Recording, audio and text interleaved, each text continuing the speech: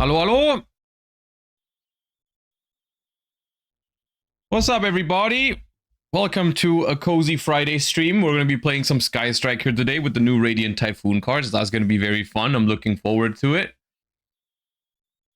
Going to be awesome. Also, we have the Genesys points update to take a look at. That we read the announcement for the update yesterday, and then when I uploaded that on the Plus channel, basically at the exact same time, they dropped the actual video.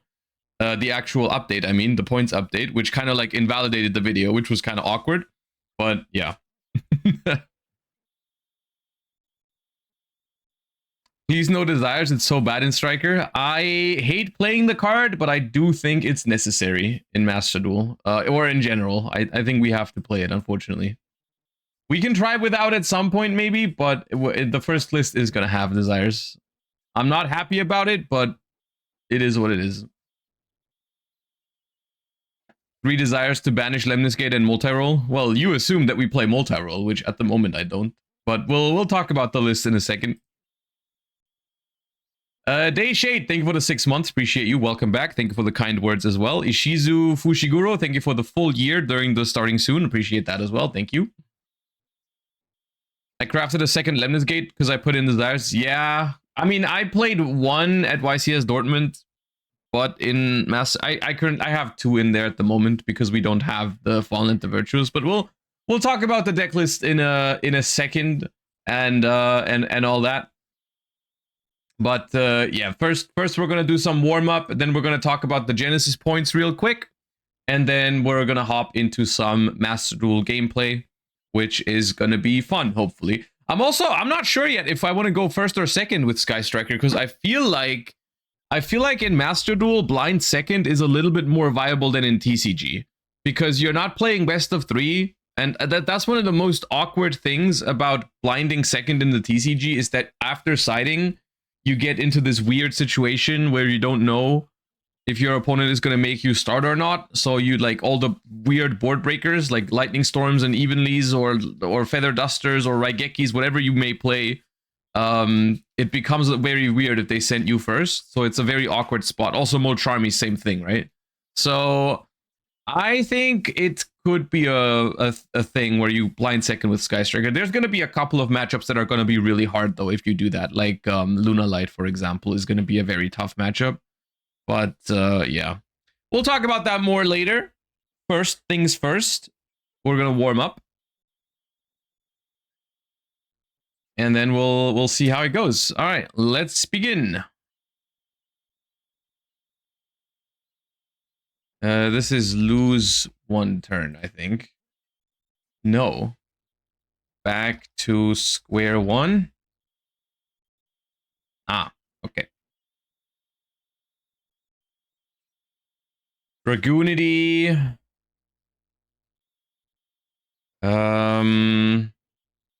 This one, I think.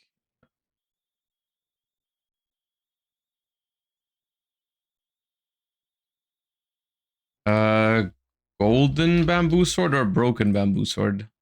Golden. Cubic. Too big. Yeah, I acted like I had an idea. I have no idea who that is. I just wanted to guess once. Cubic Ascension. Perform a pal. Perform a pal. Is it? It's not Trump Girl, is it? Let's try. Nope. All right, I'll skip. I think it's something witch. Help princess. All right, good thing I didn't try to find a perform a pal witch. Pixie Knight.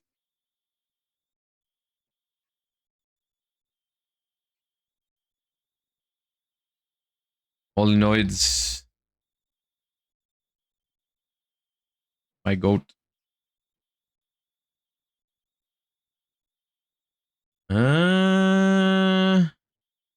I have no idea. G Golem Rockhammer.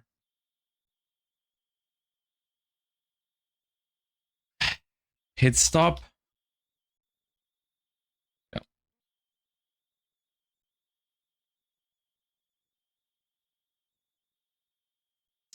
This is the thing that makes a spell counter. Spell power mastery, spell power grasp. One of those two. Of course, I picked the wrong one first. Classic.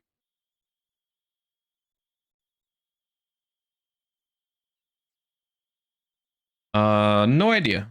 Ancient warrior.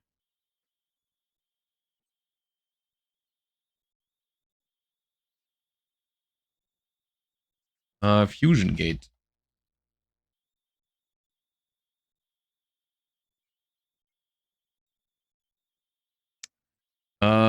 Something mermaid. Mermaid. Cure mermaid.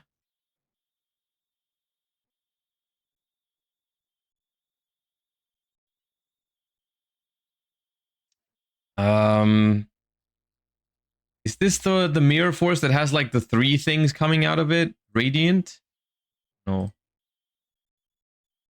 Oh no, it's not that. Okay. Then I don't know what this is. Sun God unification. All right, that was something completely different. Is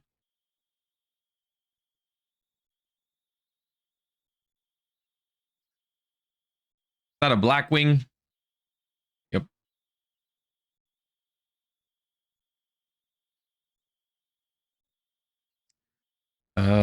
Smile potion maybe?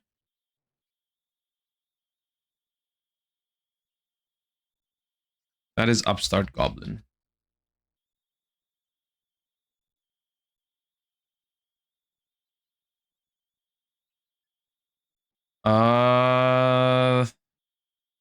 Something Gishki or Aquamir. Aquamir cycle maybe? Oh. Illusion. That is Gishki Shadow.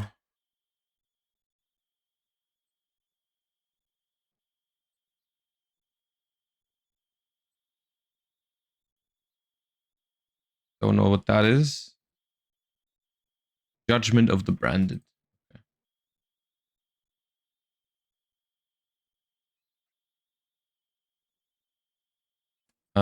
I meet you.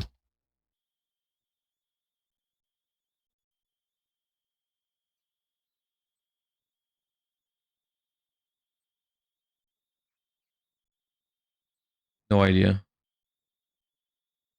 Life Extreme.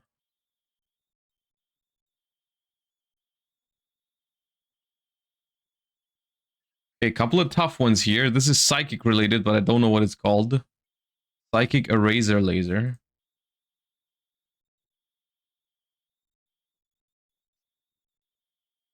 Man, I feel like I've seen you. I feel like you're a synchro. Absolute Crusader. Is that a synchro? Right now, I'm just playing Skip Simulator, by the way. Naturia, dude, it's not Antjaw, it's Stinkbug.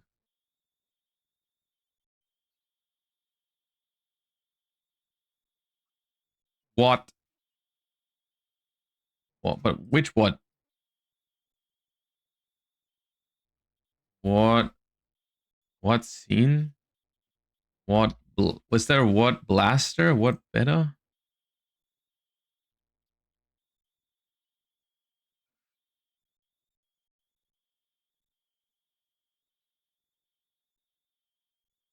Bro, how many what cards are there? What the hell? What cannon? No?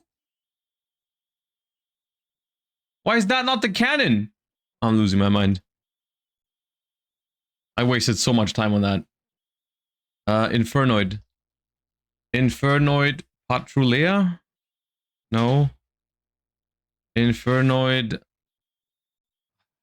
Not Antra Harmadic? No. This is Alpha the Magnet Warrior?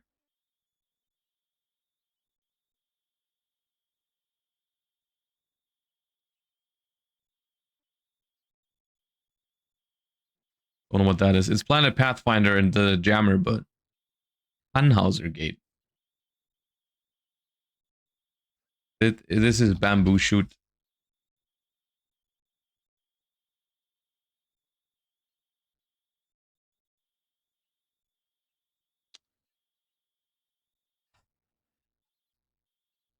This Skull Knight number 2.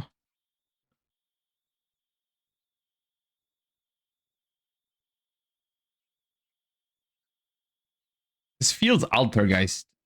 Yeah, this is Altergeist. Altergeist. Which one? Hidolga. Alright, it's Kuribo. But it's... I think it's a spell. Yeah, that's a Kuribo spell. Detonate.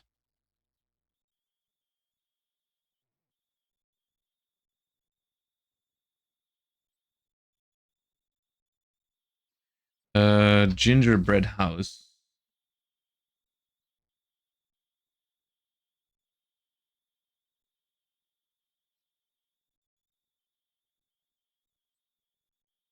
Nope.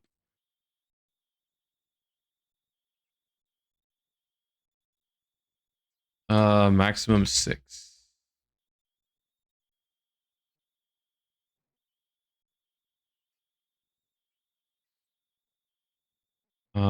Cybern.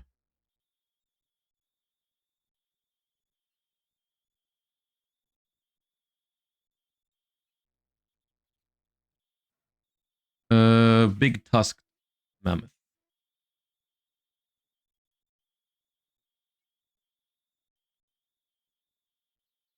Solidarity.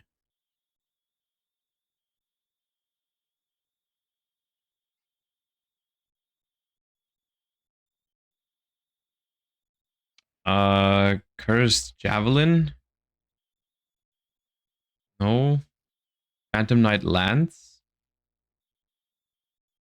Phantom Knight Lance of... Okay, it doesn't...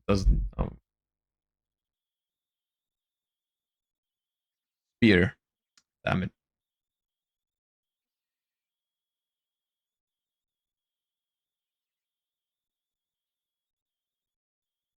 Oh, this is Wormbait.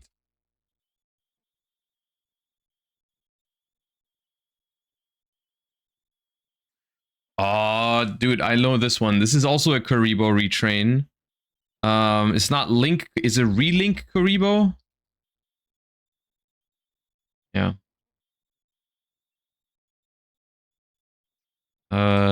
Tin Archduke.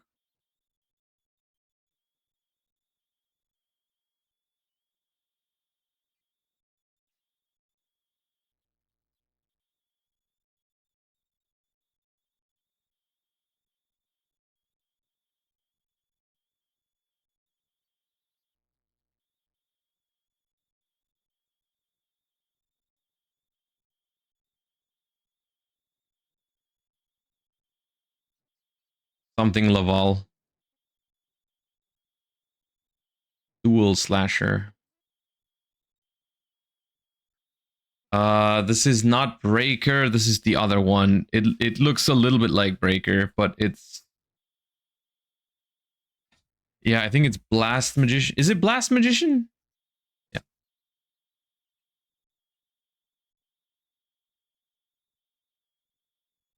Living Fossil.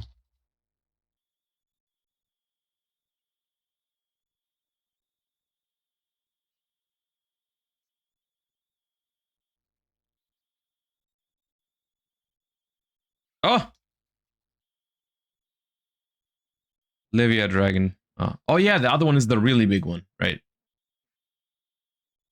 Oh, what is this called?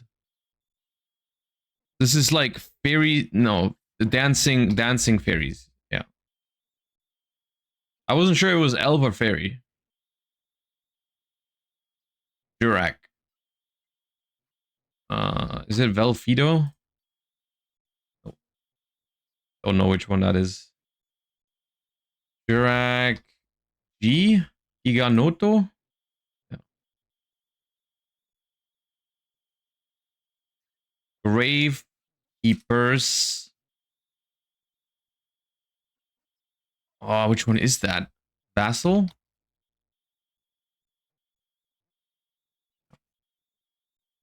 Duel Links card. Swamp Battle Guard.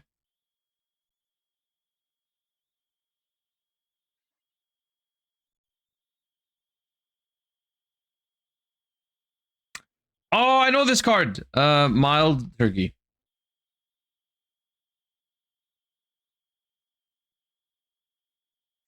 This is Big C? No.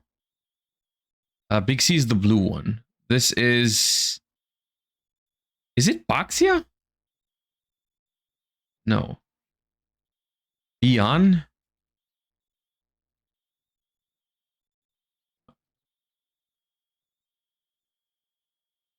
Book of Lunar Eclipse.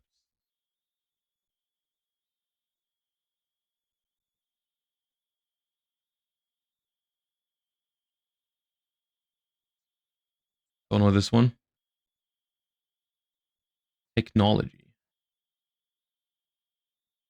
This is just Odd Eyes Pendulum Dragon, I think. Please, yeah.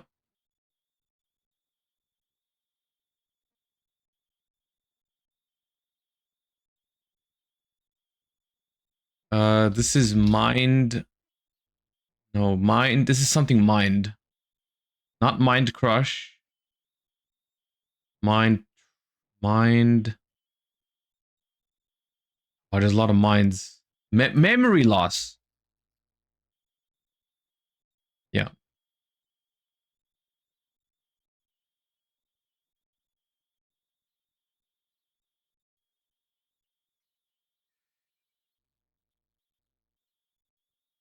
Drill Rinkus. This one. Drill Ignatus.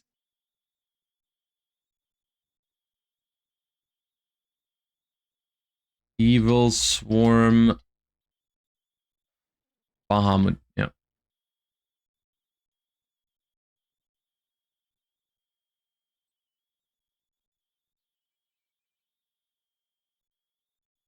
Skullmeister.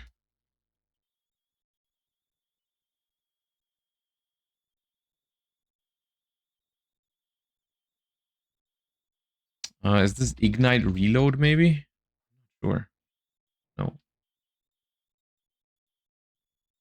Is it an Ignite card though? Ah. All right, 918. Not bad. Not a bad day. Could have been 1,000. We had one bad streak in the middle somewhere. Around here, it was pretty rough. The Watt thingy, these couple ones, yeah. Could have been 1,000 if that was a better like minute. All right, it is what it is. Let's hope today's card is a little easier than yesterday. Level 4 Dark Effect Monster, low attack, high defense, newer than 2015. Okay, level 4 Dark with low attack, high defense. Level 4 Dark, low attack, high defense. From newer than 2015. Some sort of Condemned Witch. It could be one of those, yeah. Condemned Witch. It is from 2018. It's more than 2,000 defense. A level 4 Dark from 2018 with more than 2,000 defense. So level 4 Dark 2018 does remind me of Orchist, but I don't think Orchist has a level 4 with more than 2,000 defense from that year. But I'm gonna check anyways, just in case there's like a non-meta one, but there isn't. The Metal Spider? I don't know what that would be called. Cyber Dark Chimera? No, that is from 2021.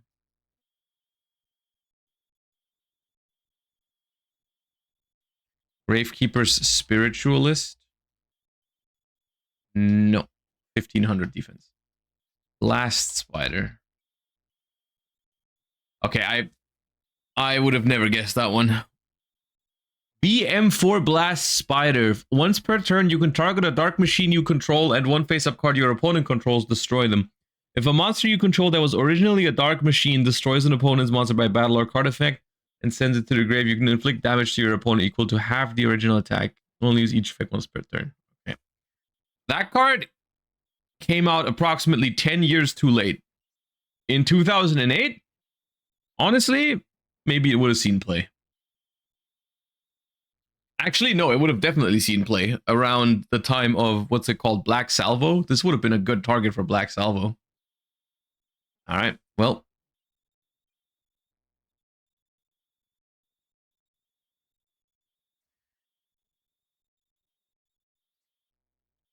And with that, warm up out of the way, welcome to the stream. Before we hop into some Sky Striker and Master Duel, we have a couple of quick things to go over. And the first thing we're going to take a look at is the Genesys March points update. Now, shoutouts to Konami for completely ruining my Plus channel upload yesterday, because we reacted to, or we read the blog post together in which they announced the update. And I uploaded that basically right after the stream, pretty much. I got it ready for the Plus channel, and then they dropped the points update exactly at the same time as I uploaded the video. And then the comments were full of like, well, this is bad timing now. But it is what it is. We have the points update now, so we can take a look at it. Of course, they've already announced roughly what they are going to do, but we don't know exactly what the point changes are. So we're going to see. Cool Tune Clip, Cool Tune Q going from 5 to 6 points, which is very small. Cool Tune Synchro going from 0 to 10, however, is a pretty substantial increase. All three of these cards are pretty much staples at 3 in Cool Tune, and this is not really going to change, which means that this is now going to be a deck with a baseline engine cost of 66, right? 18 for clips, 18 for Qs, and 30 for synchro. So that's going to be pretty hefty. And you definitely are not going to be able to play as many hand traps out of the Ghost Sisters in this deck, which is something that the deck really wanted to play. So that is something that remains to be seen, how much that impacts Cool Tune. Like Cool Tune is one of the decks that suffers more from the engine having points, because you want to play pointed non-engine in Cool Tune. So this is a pretty big change for Cool Tune. Exosister changes. Now, they announced these already, and I wasn't sure how I felt about it, because I wasn't sure, like, the deck didn't have the craziest win rate, so I wasn't sure how I felt about them putting more points on Exosister. However, what I'm seeing here is not that bad. All right, so Exosister Betrayal goes from 0 to 7, but Exosister Pax goes from 10 to 5. This means, in total, this is just a point increase of 6 points on Exosister, right? Because you're going to save 15 points on Exosister Pax, but you have to spend 21 points on Exosister Betrayals. So this is six extra points for Exosister, right? Which is fine. I think Exosister players can live with that. What they announced in the blog post sounded harsher than this, right?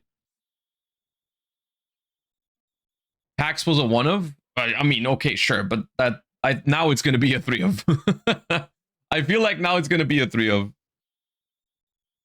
But yeah, I think this is fine. I think that this is okay. I think Exosister Betrayal arguably is a stronger card than Exosister Pax. So I think Exosister Betrayal having slightly more points than Pax is justified. And all things considered, this is not the biggest deal, right? 3 Pax, 1 Betrayal is probably best now. Sure, maybe if Exosister wants to play like other pointed non-engine, like Dimension Shifter, which I'm guessing is not on here because they didn't talk about it in the blog update. But I think this is somewhat what Genesys, like, what is one of the main things that I like about Genesys is that you have the choice of playing different engine points depending on which cards you prefer more. Like, you could play Exosister with max consistency by playing 3 Pax and 3 Betrayal now, or you can go like lower on Betrayals to fit other non-engine, or you can go lower on Pax to fit other non-engine. I like that you can kind of like adjust accordingly in all kinds of directions. I think that is a good thing, rather than just one card being pointed. We're gonna see, I'm already seeing the Regenesis things addressed down here, but like I don't like when it's just one card that has all the points. I like it when like a bunch of cards have a couple of points, so you can like you can adjust yourself which cards you value more than others. I think that's good. Zaborg the Mega Monarch goes to 100 points. That absolutely is a necessary change. That card is powerful. Spell card Soul Exchange goes to 3. Steel String Sacrifice goes to 3. Okay, minor Monarch changes. Honestly, this is not that much of a change to Monarch, probably. And the version without Zaborg the Mega Monarch is probably still very viable. Maybe even with Zaborg. I'm not sure if there's a way to still play Zaborg with 100 points. I don't know if there's any other cards that you need that have some points. Radiant Typhoon Vision going to 10 points is fair. I love that card. One of my favorite cards, but it's definitely deserved a couple of points. And 10 is a pretty decent chunk. Unfortunately, that's probably going to remove the card from the format, because 30 points for a playset of Radiant Typhoon Vision is probably not worth the consistency for most decks. Unless you're playing Radiant Typhoon itself, then it's still probably a good card to have. Archmage Vandalism Assault goes to 3 points. Archmage Varnish Alteration goes to 3 points. Medius the Pure goes to 5. Theorealize goes to 5. This, from my perspective, is fair for Archmage. I think Archmage is a pretty strong deck in Genesys format, and I think having a couple of points on a couple of their cards is completely reasonable. Dracotail Mululu going from 5 to 7, and Rahu Dracotail going from 0 to 10. This is now going to actually point Dracotail to the point where if you want to play Dracotail, you probably can, but you're going to have to significantly remove Engine from your deck. Like, the Dracotail deck in Genesys format is pretty watered down at this point. But I guess you could still technically play it with like 1 Rahu, 1 Ketu or something, but that's going to make recycling your cards even more important. Maybe at this point you're going to have to play like, I don't know, multiple of the traps or something to make sure your spells stay in rotation. I'm not sure, but that is going to be quite something. Yeah. Sylvie of the White Forest goes to 5. Foxy Tune goes to 7, and Rising Scale goes to 3. Okay. I think that's fair too. I do like when cards, like when powerful decks just get a couple of their cards pointed to like the 3 to 10 range. I think that's good, because it doesn't mean the deck becomes unplayable. It doesn't mean the cards become unplayable. You can still very much play set of Foxy Tune, play set of Rising Scale, but you simply have to cut non-engine or other like expensive engine cards from your deck, but you can still play those cards. I think that is fine. And now the Regenesis changes. These are looking pretty good. Regenesis Spell goes to 10, Archfiend goes to 10, Code goes to 10, Warrior goes to 3, and Sage goes to 7. I think this is perfect, because this means you can play pure Regenesis now, because your budget is not gone after you play 3 copies of Regenesis, the spell, right? That was always, that was a pretty mediocre hit to begin with. I'm not sure I don't really agree with the Rhoda cards being so heavily pointed in Genesys format. I think consistency is not a bad thing. I think consistency is good. I think Genesys should limit the power level of what these decks can do. And then it's no problem if the decks can do it consistently. So if you want to play pure Regenesis, you can play all of these cards at 3 if you want to. You know, 3 Regenesis, 3 Archfiend, 3 Code, 1 Warrior, and 1 Sage puts you at exactly 100 points. So it would still take up your entire points if you want to play Regenesis at full power, basically. But you can remove a couple of them to gain points for non-engine, which is now you're free to do that, right? You can play like less Code, less Archfiend, less Regenesis. I still think Sage should have gotten more points, and these cards probably could have gotten away with less. Like, because Sage is the Omni Negate, I think it would have been okay if, like, the spell goes to 5, Archfiend goes to 5, Code goes to 5, but then Sage goes to, like, 50. That way, you would have given Regenesis players basically 2 options. Either you play full power Regenesis and you cut and you play the Sage for 50 points, or you cut the Sage for non-engine, and that way your deck doesn't have an Omni Negate. But yeah, okay. Hand traps. Ghost Mourner goes from 3 to 5. Ghost Ogre goes from 3 to 4. Ghost Spell goes from 5 to 6. Effect Veiler goes from 7 to 8. Ash goes from 15 to 20. I think the Ash change is okay, even though I think it was already really expensive at 15, kind of. I didn't see a lot of people play Ash Blossom. These 4, I don't agree with. these four are, in my opinion, bad changes. We already talked about this in the announcement yesterday when they said like, oh, Cool Tune is making this weird because it's like kind of like making these cards more popular because they want to play tuners. The problem are not these cards. A lot of other decks are not playing these cards for very good reason, because they are simply, even at 3 points, Ghost Ogre and Ghost Moaner were not really that great. If they wanted to punish Cool Tune, they should have put more points on Cool Tune. I think these four cards were pretty fairly pointed. They shouldn't be free, I don't think, but they should not be more expensive than what they were, in my opinion. I don't have the biggest problem with Ash Blossom. I think Droll Lockbird going from 25 to 20 is concerning, because it shows that apparently they think Droll Lockbird needs to be playable in the format, which it absolutely does not have to be. Droll Lockbird should probably be never in the format. I will say it going from 25 to 20 is much better than what I expected, because or like it could have been worse, rather. I think if Droll goes from 25 to 20, it's probably still not going to be very popular. It is weird to me. The overall thing that's happening here is weird to me, because this hand trap section, it's not like this is ruining the Genesys format or anything like this, right? But the fair hand traps creeping up in points, Droll Lockbird creeping down in points, and Shifter not even being mentioned is just all the wrong things happening, basically, right? Like we're punishing people for playing the fair and interactive cards.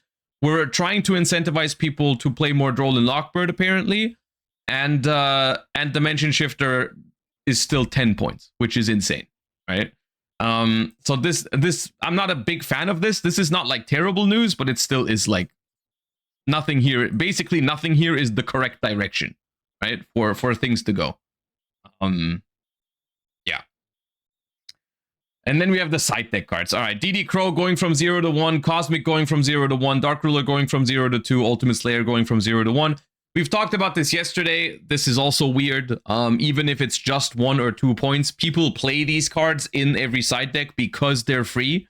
This is not going to stop people from putting the same cards into their side decks, but now, instead of it being Dark Ruler, they're going to find the next best board breaker, probably Illusion Gate. So what people are going to do is still, they're going to find the best possible 0-point non-engine for the side deck, and then they're going to put it in the side deck, because people don't want to spend points on the side deck. And so I don't know. DD Crow at one point might still be a fair deal in some formats, but people just want to spend 100 points on their main deck, usually. Same thing for Cosmic Cyclone. It's not going to be like, oh, 1 point is a fair price for Cosmic Cyclone, so I'm going to put Cosmic Cyclone in my side deck for 3 points. No, what's going to happen is people are going to play Mystical Space Typhoon, for example, right? In the side deck over Cosmic Cyclone. Because why would you spend 3 points for Cosmic in your side deck? Most of the time you're not going to do that. So Mistaken Arrest going from 0 to 10. This card is a toxic lingering floodgate, and should probably be 100 points, but I will say, once again, same logic here. This is mainly a side deck card, and side deck cards don't need to be at 100 points for them to be unplayable. This card is unplayable at 10 points because no one in their right mind is spending 30 points on a side deck card just for going first. All right? No one is doing that. So this is good.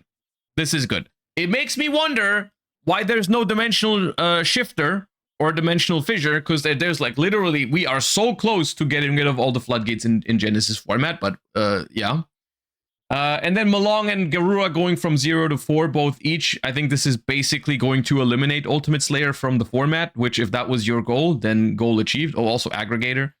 No one is going to spend 15 points to play Ultimate Slayer in the side deck. Unless the card is really, really broken against some decks in the format.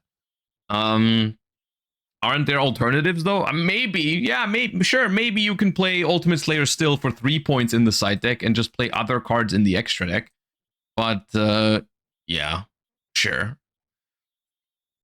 I guess that part is kind of interesting. I think that's, honestly, I think that's what I would have liked to see for Ultimate Slayer, is to stay at 0, but you can choose like, hey, do you want to play the powerful Ultimate Slayer with these targets? Or do you want to play the weaker Ultimate Slayer, but then it's free? That could have been a cool alternative to this, right? Because now it's like, okay, Ultimate Slayer costs you some points no matter what. Even if it's just 1 point per Ultimate Slayer, I still think it's kind of rough to spend points on your side deck. So I think it could have been cool to be like, okay, Ultimate Slayer can be free if you play the not so broken targets, but the powerful targets have some points, right? That I think could have been interesting. But all right. We have some generic staples going down though. All right, we have Book of Eclipse and Book of Moon going from 5 to 3 and 7 to 4. Both probably still, I mean, probably unplayable. Book of Eclipse can maybe see some play for 3 points. It depends on the end boards that people make. Darkhold going from 3 to 1 and Raigeki going from 7 to 4. Both of them are going in the right direction because they're seeing basically 0 play. Once again, this is because they are mainly side deck cards, and the measurement basically, this is one of the challenges with the Genesys point system, is like you have to point side deck cards differently than main deck cards, because the amount of points that people are willing to spend on a side deck card is significantly lower than main deck cards, right? And Dark Hole, honestly, at 3 points, sometimes when you had like 3 points left over, you would put like 1 Dark Hole in your side deck. That was fine. So at 1 point, like I could see people playing like this is where 1 point cards go. Like if your deck just randomly has like 99 points, you just put like 1 card in your side deck with 1 point, right? So that's also where like a copy of Cosmic Cyclone or DD Crow could still see play. This is just weird because Illusion Gate is 0 points. And so I don't know if we're going to see anyone choose these options over Illusion Gate. Because Illusion Gate is straight up better than these cards pretty much most of the time. And it's even cheaper. So I don't know if we're going to see these cards while Illusion Gate is free. Karma Cannon going from 3 to 1. Honestly, I think this card does not need points. As a certified paleo enjoyer, please make Karma Cannon free. But genuinely, this card is so much fairer in a slower format without link monsters, where it doesn't even remove stuff off the board. Evenly Matched going from 10 to 7. I haven't really seen this card seen any play. Once again, side deck card most of the time. With the cheaper this card gets, the more likely it is that someone is just going to play like a blind second deck though and just play it in the main deck, which is also possible. Imperm going from 13 to 12. Very minor change, it's fine. Pankratops going from 10 to 5. Once again, side deck card should probably be... This should probably be free card. I'm not gonna lie. This should probably be free. But if this, once again, if this is free, then everyone plays it. If it's 5, no one plays it. So what's the right way to go about it, I guess? Kaiju Slumber going from 33 to 10. The fact that this card has points is crazy. Molcharmi Meowls going from 3 to 2. That's fine. Purulia going from 10 to 9. That's fine. Heavy Storm going from 10 to 6. That's fine. Harpy's Feather Duster going from 15 to 9. That's fine. All of these cards are probably still too expensive. Lightning Storm going from 20 to 12. Still way too expensive. Change of Heart from 7 to 6. Too expensive. Snatch Steal 5 to 4. Still too expensive. And Monster Reborn 5 to 4, also too expensive. Diagram. Okay, ooh, we're hitting some of the consistency cards. Okay. Diagram going from 33 to 15, fine. Union Hanger going to 15, fine. Heckahands, Gygas, and Xeno going to 0. Yep, that's correct. Endelmelior Stratos going to 0. Olkinix going to 18. Kirin going to 7. This is dangerous because Fire King is a very strong deck, I think. This is one of those decks that I think is a little underrated in Genesys format. You know, whenever I play against it, it feels really strong. So them get, I mean, it's you can't really argue that it's not the most popular. So, and these changes are not that large. You know, it's just small adjustments. That's fine. Gigantic going to 15. Shijiao going to 20. Barrier going. Okay, this is the kind of decks that like no one is playing, and so they're reducing the points on them, which I think is good. They should keep doing this. Rhoda going from 35 to 33 is crazy. Rhoda going... These cards need to be cheaper. Like I said earlier, consistency is never the problem. Consistency is never the problem in Yu-Gi-Oh! If someone does something broken, the question is not how consistently can they do it. The question is why can't they do it in the first place? So these cards going down by 2 points is laughable. That's crazy. But whatever. They are continue to see... They're going to continue to basically see no play, pretty much. Miscellaneousaurus going to 67. All right, do your thing. Blaster, Redox, Tempest, Title. All right. This is big. This is big. We can play all 12 Dragon Rulers for 60 points now. That's big for me. This is big for me personally and for probably no one else. Because I haven't really seen people mess around with Dragon Rulers that much. I mean, some people probably are enjoying the deck as well. It's my favorite deck in Genesys format. So I'm really happy to see this. This is going to give me some more wiggle room with my non-engine. I don't expect it to really change the position of the deck in the format. The deck is, in my opinion, it's a fine deck, but it's not like top tier. And I don't think it's going to change with a couple of extra points added. Do you even want to play 12 Dragon Rules? I think you would. I think you would play all 12 if it was cheaper. For 60 points, I think you do play all 12. Yeah, I would start playing all 12. So previously, I've only played what was it, 10? I played 10 and that was 70 points. So now I can play all 12 for 60. So I get 10 extra points to spend and I get to play all 12, which is nice. Yeah.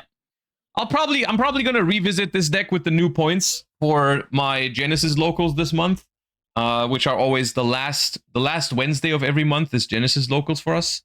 And then I'll probably play Dragon Rulers with the new points, which should be fun. Melody going from 33 to 25. Okay.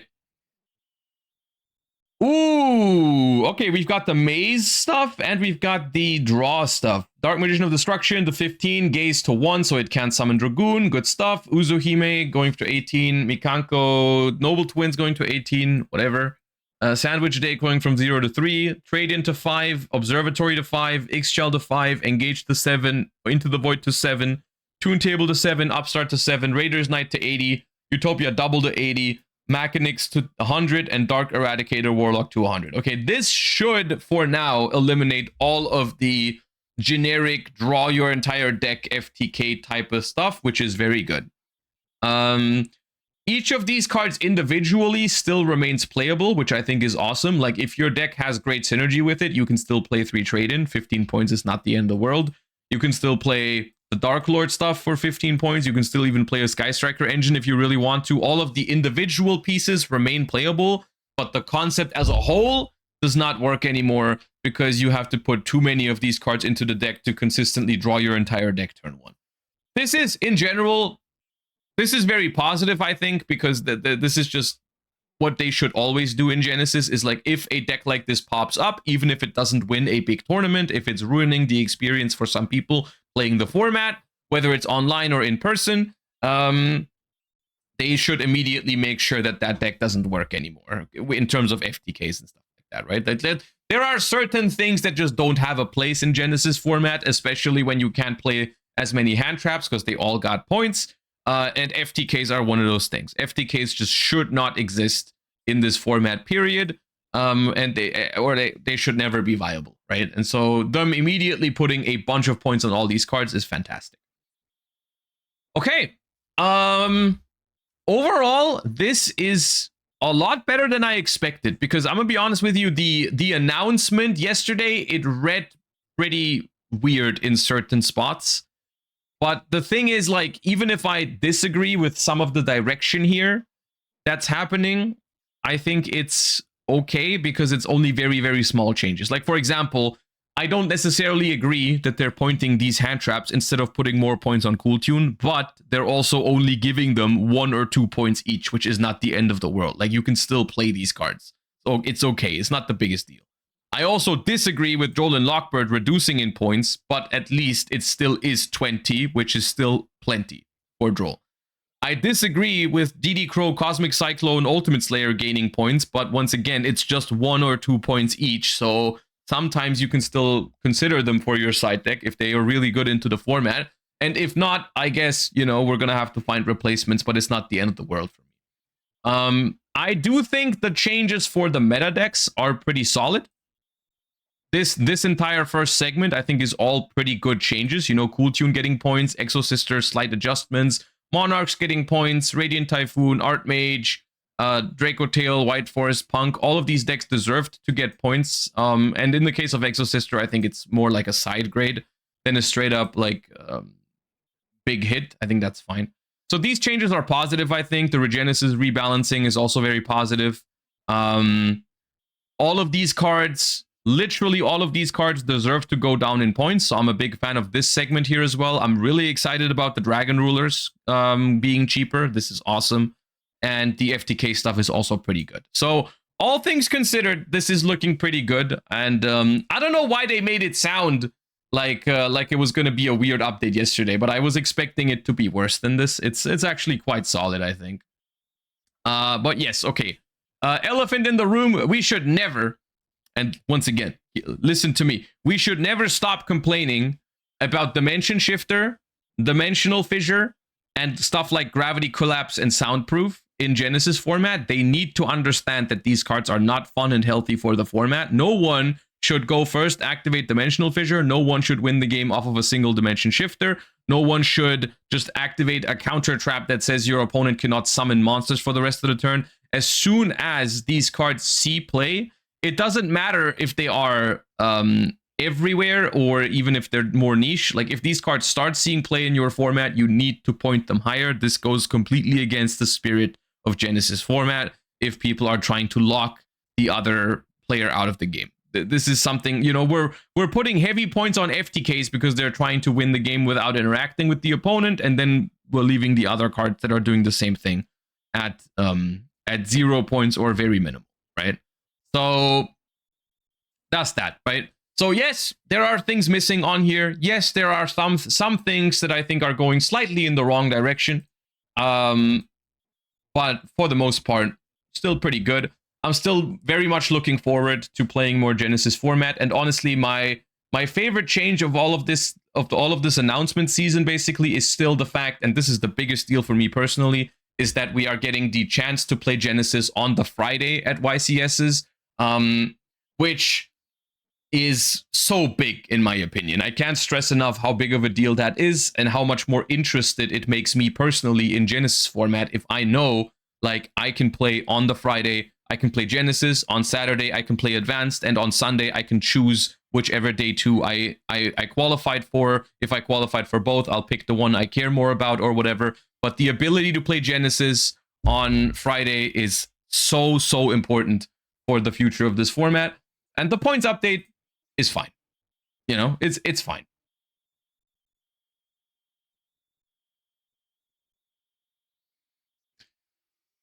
Have you seen the legendary modern decks getting delayed for every region except NA? I have seen it, yeah. I've seen the openings. I've seen that they are pretty good, actually. The decks themselves, I think they are a phenomenal product. Once again, it's a shame that they are delayed. I guess the question is how long exactly? But at the same time, they also, like, since they are mostly reprint based, right? They are mostly reprint based. I think it's not the biggest deal in the world. It sucks a little bit about specifically Camellia, right? Like Camellia would have been a pretty impactful card. And if we don't have it for nationals, that is going to make our national season very hard to compare to like NA YCSs and stuff like that. So that is a little unfortunate, but we'll see. I can live a couple months without Camellia slop. Yeah, that's like partially something that I feel about, like I feel too. I don't really, as much as I love Sky Striker, Camellia doesn't really matter for Sky Striker, and the thing it matters the most is just for Yummy bridges, right? Like the Camellia just makes it so you can much easier bridge into Yummy from every 2 bodies. It's like Camellia, you might not want to hear this, but Camellia is quite literally just Moon of the Closed Heaven for Yummy. So I think it's all right if we get it a little bit later, you know? It's all right.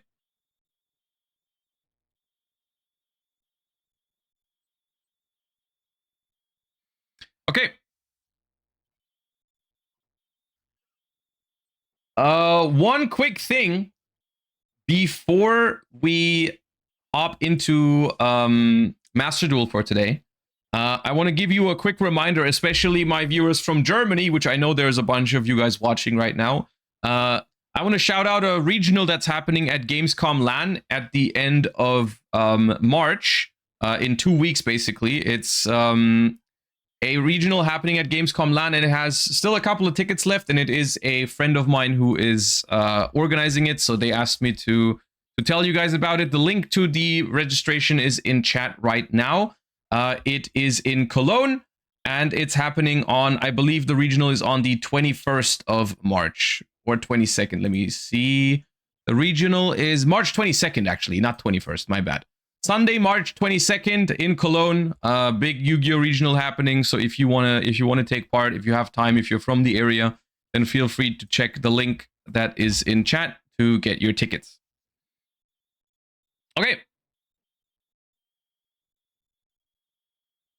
And with that, we're hopping into Master Duel. Now, we had a pretty good time, or I had a pretty good time with Radiant Typhoon yesterday. Honestly, I was having a blast with Radiant Typhoon, and we did pretty well. We climbed to Master 1, and now we can play rated duels pretty easily. And today, I want to play Sky Striker. This is basically something I wanted to do this since I played Sky Striker at YCS Dortmund. I've been wanting to play like the same deck in Master Duel. The problem is there was a lot of cards that were missing. And now we've got a really important one, which is Radiant Typhoon Vision. We can now draw 2 cards and discard a quick play spell in Sky Striker, which is going to set us up. It's going to give us consistency, and it's going to put extra spells in the graveyard. And we can do all of this during the draw phase, which means we can play around Droll and Lockbird a little bit. Also, Pot of Desires has gone to 3. So we are going to be playing Pot of Desires in the deck. The one thing that's missing from this is the Fallen and the Virtuous. We don't have that card in Master Duel, unfortunately. But I think it's okay. Hopefully. We'll have to wait and see. A few things before we hop into the games, because I know you guys are gonna ask me about some of these things during the stream, and I wanna say this first. I haven't tested this deck in Master Duel extensively yet. You know, this is just a first list that I've thrown together. I'm not even sure if I want to go first or second yet in Master Duel. And here's the thing about this entire topic. In the TCG, or like let's talk about why I went first in the TCG, and why it might be different in Master Duel. So one of the core things when you choose to play Blind Second Sky Striker is in the TCG at the moment is that it becomes really weird after siding. So you can play all the fancy board breakers in your main deck, right? Because you're blinding second. You play Evenleys, or you play Lightning Storm, you play Feather Duster, you play Raigeki, whatever you think is good, right? Whatever you think in the current format, you can all main deck all that. And then what happens is, let's say you win game 1, and then your opponent gets to decide on whether they're going to go first or second. And it's a really awkward spot during side decking because you never know what they're going to do, right? And I personally am trying to avoid this in TCG because it's really awkward. Also, if you play a long tournament, at some point, people are going to know what you're playing. And then they could send you first in game 1 if you lose the dice roll, and then it could be really problematic. None of this is a problem in Master Duel. Right? None of this is a problem in Master Duel because you're only playing best of 1. So you can basically, if everyone else is trying to go first and you're playing blind second, then you're always going to get what you want, and your opponent never gets the chance to like prepare for it. So I could see this deck being a blind second deck in Master Duel. The other reason to go first is that this deck has a couple of pretty glaring weaknesses to Ash Blossom and Ghost Bell. Both of these cards are really good against Sky Striker.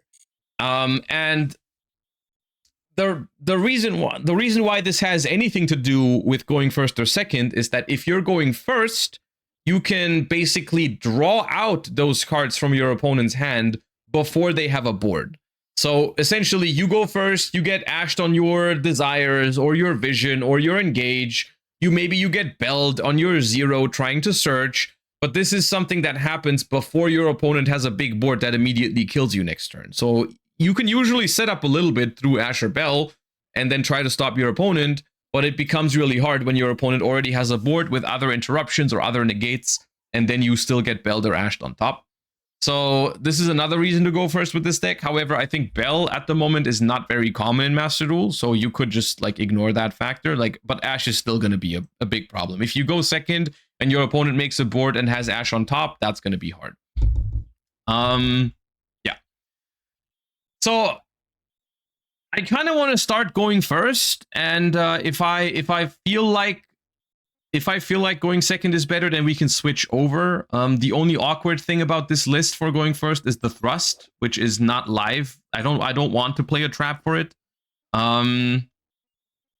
Maybe if we want to go first, I would do something like replace the thrusts with ash blossoms and play like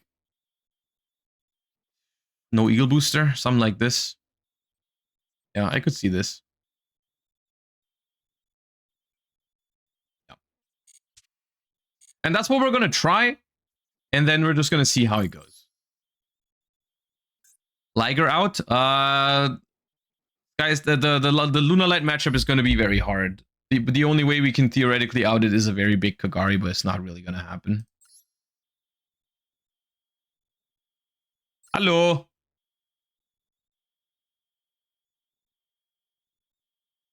One D barrier is good. No, that is a lie.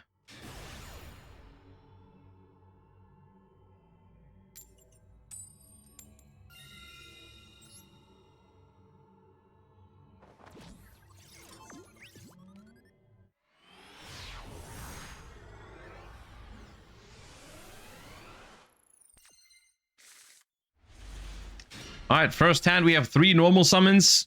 Did not expect it in any other way. We get Fuwad in draw phase when we have talents in hand. Did also not expect that in any other way.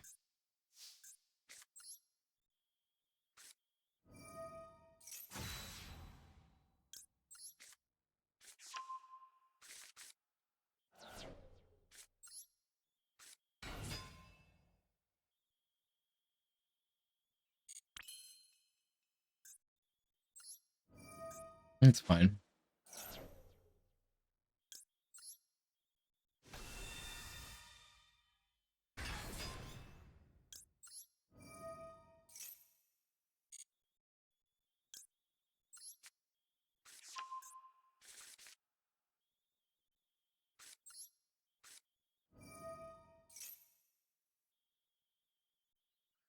Yeah, this opener is pretty bad. 3 normal summons and getting Fuwad is not pleasant.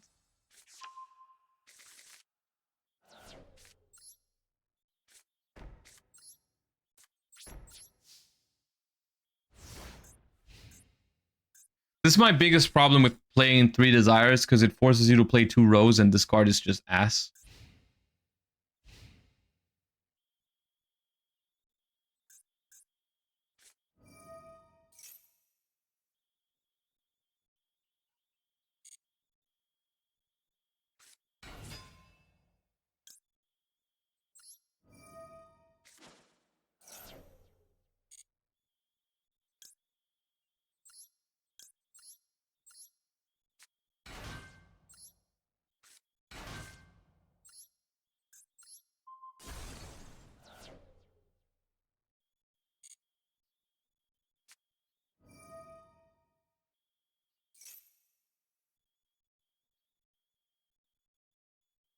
Oh, they probably play Kagari.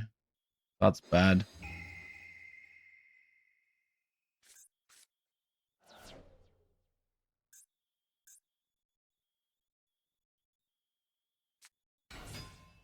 Oh. Oh. Okay.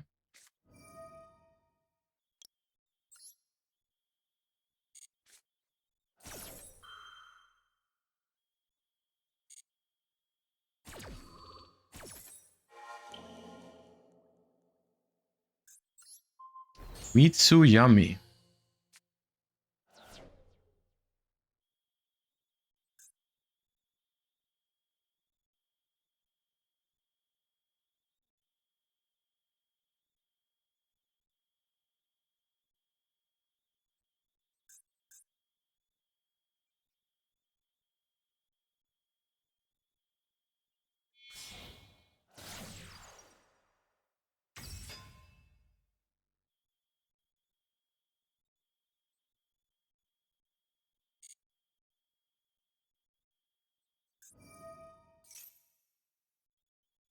I'm a little confused.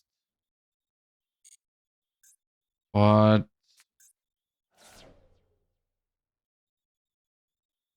If their play is just Kagari, then Anchor could end their turn.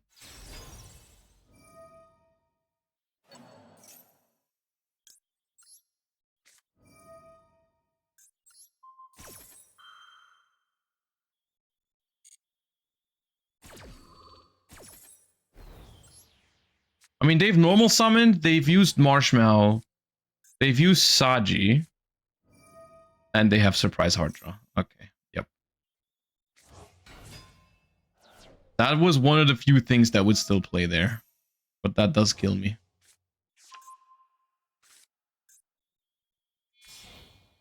That's all right.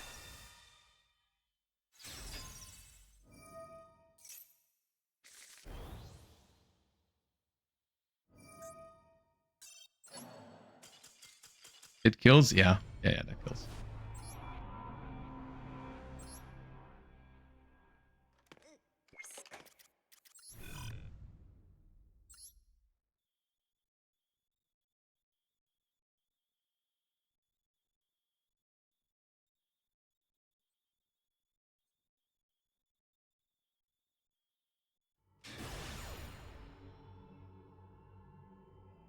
What this deck needs is they need a version of Rose that works like the Fallen of the White Dragon. We need something like that for Sky Striker. Like they need to make a Rose that isn't terrible, but it's always treated as Rose. That's literally the most important thing for this deck.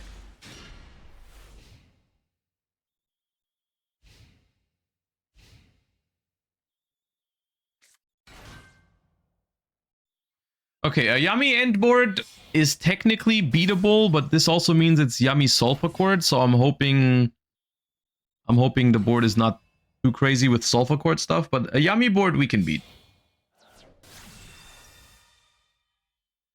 This hand is also pretty solid. When are you playing Doomsy?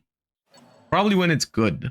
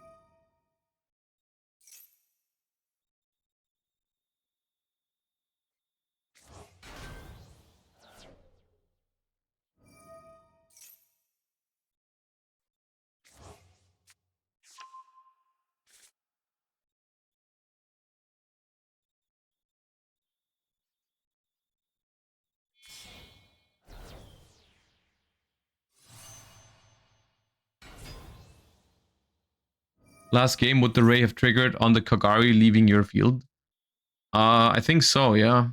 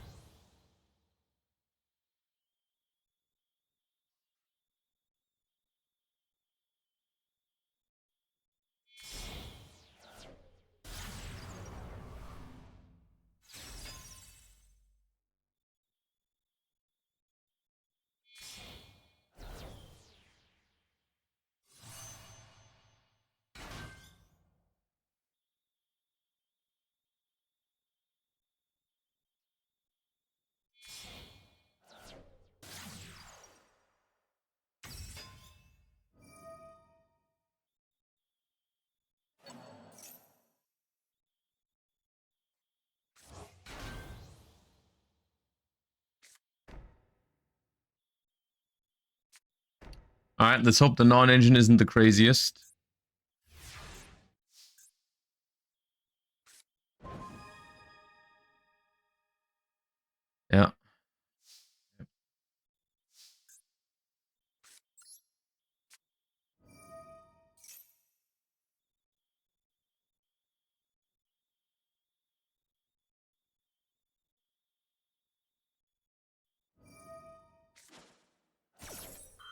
You're negating Upstart Goblin?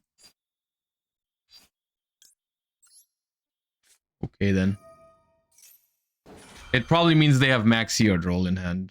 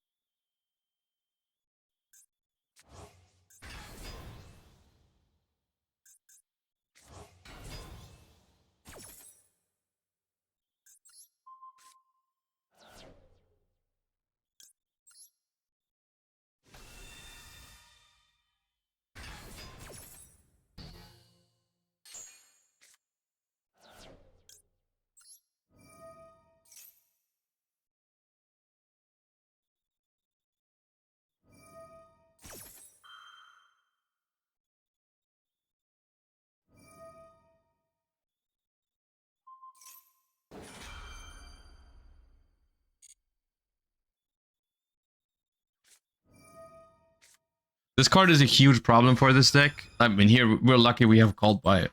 But, like, it is a massive problem for this deck.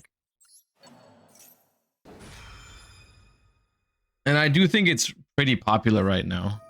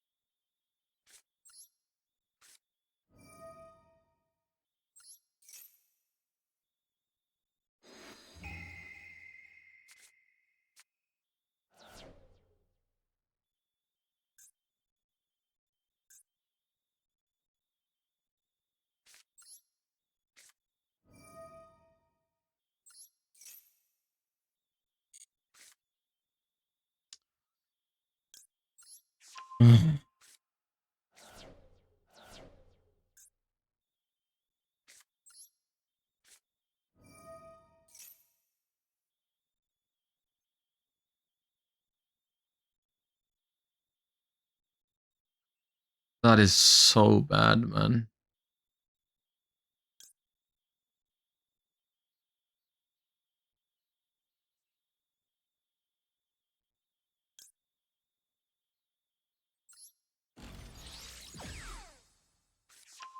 Could have MST'd both back rows. Yeah, maybe it was greedy.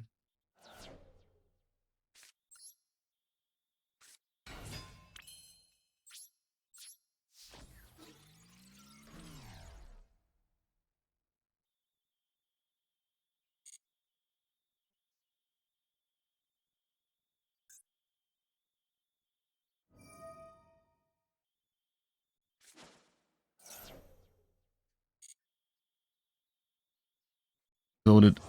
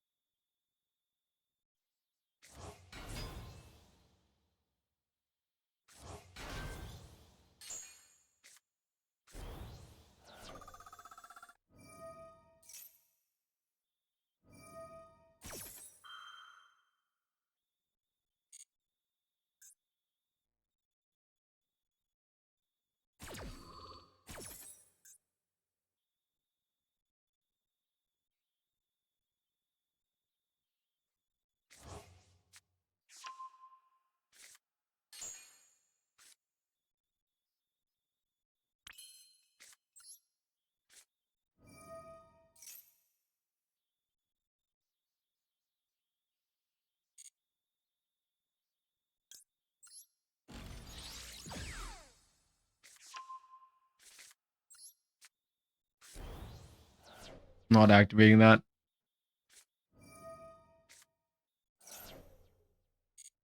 Of course you do that. It's very funny because it's negated anyways. They're pressing every button available to them. It's completely insane. And it's still not even over.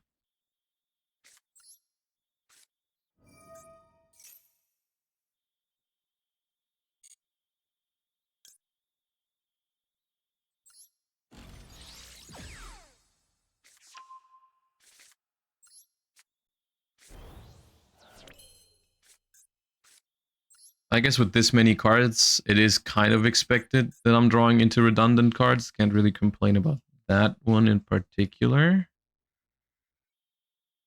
Okay, so I'm gonna go anchor, take you.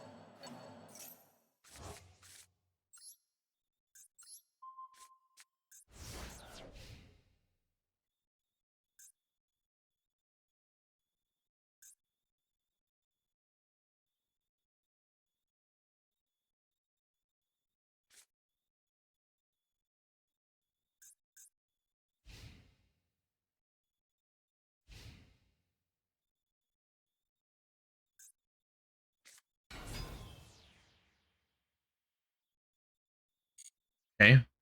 Almirage or what?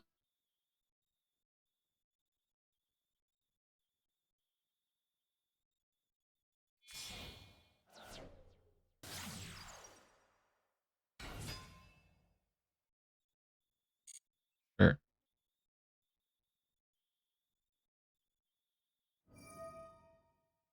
That's definitely gonna work.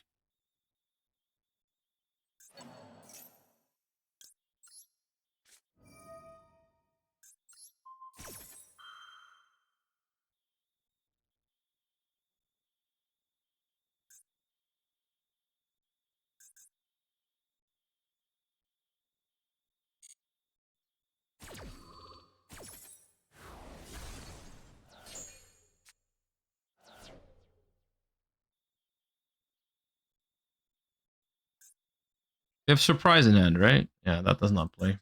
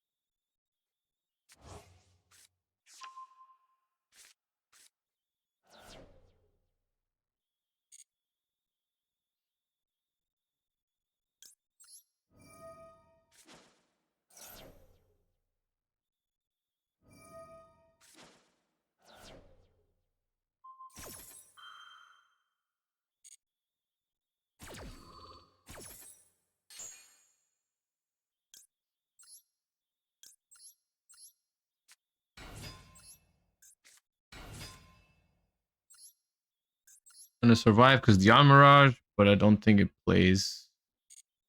Because they've already used the Reborn spell, so it just doesn't play. They can get the pop spell.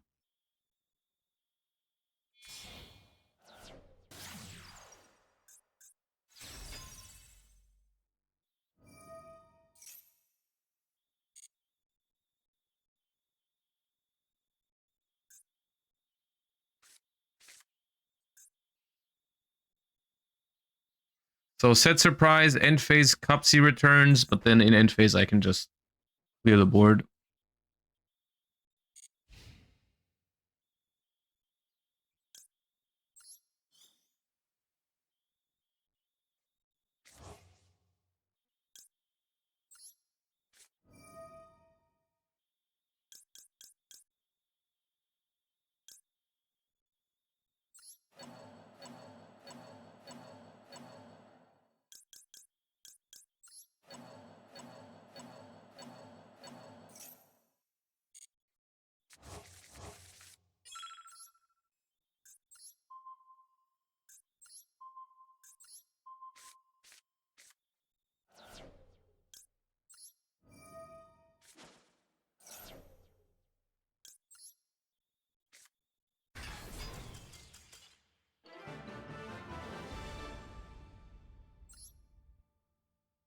All right. I'm not gonna say easy clap because that was not easy. It's mainly the main thing that's concerning about that game is that they clicked every button available to them at any point, which is fine. It's not the problem is not that they're making mistakes. The problem is we would have lost to them if I didn't have a way to negate Joel and Lockbird. Like no matter how you feel about it, of course it's okay for people to make mistakes, but there was a skill gap in this game, all right, between my opponent and myself. And that skill gap would have been completely erased by Droll and Lockbird in that game if I didn't have a way to negate it.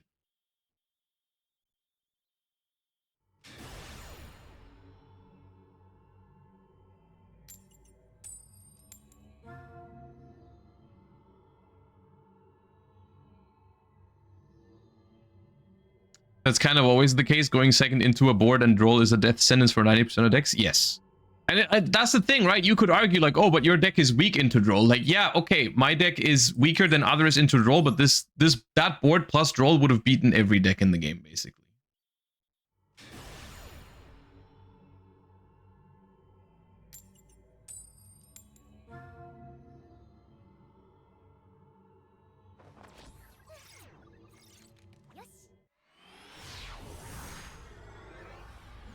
Would Maxi be worse than Droll in this case? It's pretty similar. Well, this hand slaps.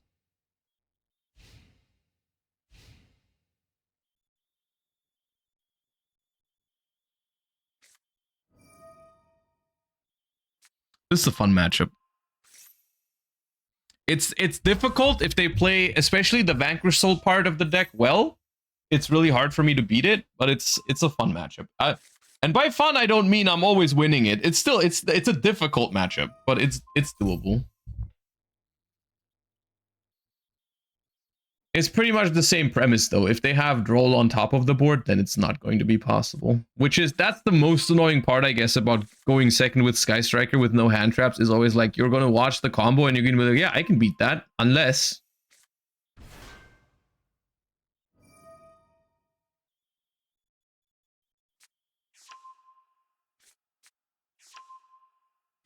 So I know they have Mad Love. What was it? Mad Love? They revealed another dark earlier.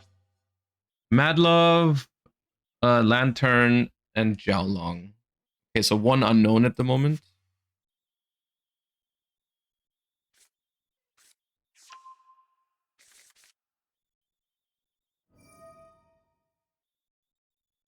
Going first or going second, right? I would pick first if I could win a coin toss, but the build is for going first.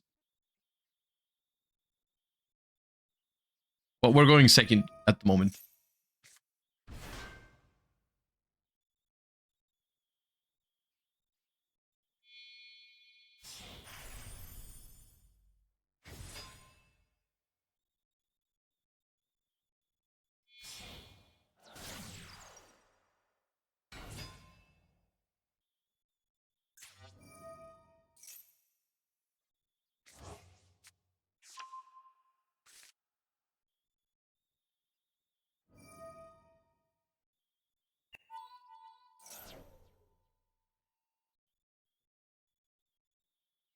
How much do you think Fallen at the Virtuous matters for Striker? A pretty decent amount. That card is phenomenal in this deck. Because of how grindy this deck is, having a board breaker that creates a follow-up interruption on the next turn is so good when you're playing into a board. And also, it's also a good card. It works when you're going first. It outs Draco Tail Flame. Like, it does so much for this deck.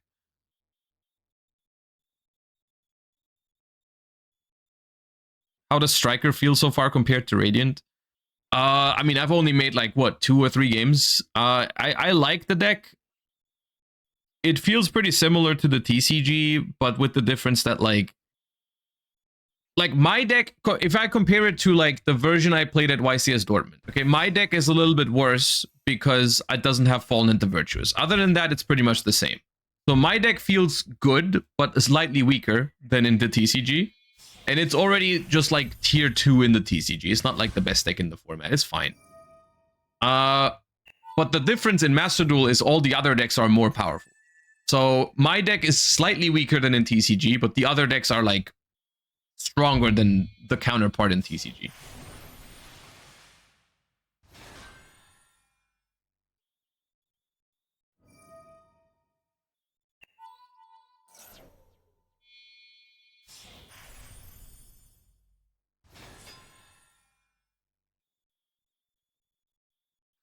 But the tough part about Sky Striker remains like the deck doesn't really lose to the deck's endboards. It loses to non-engine at the moment. Like this is breakable. I can break this. If there's no Droll in Lockbird. I can beat it if there's a Droll in Lockbird, because I keep drawing Cult by the Grave. I'm the best.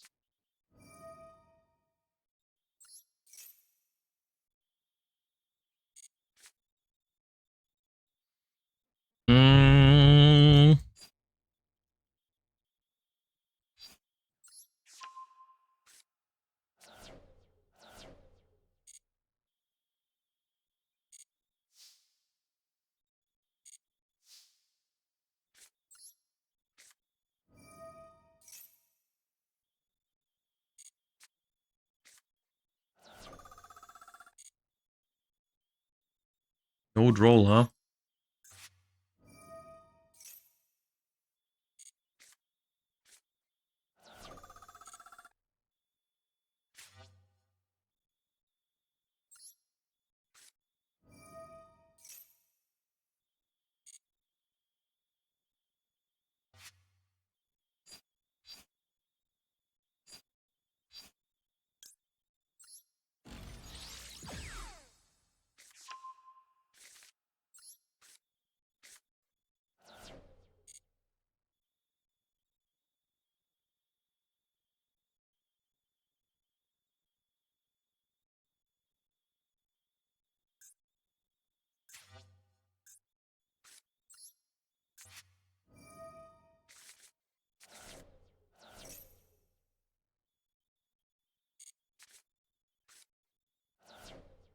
Classic.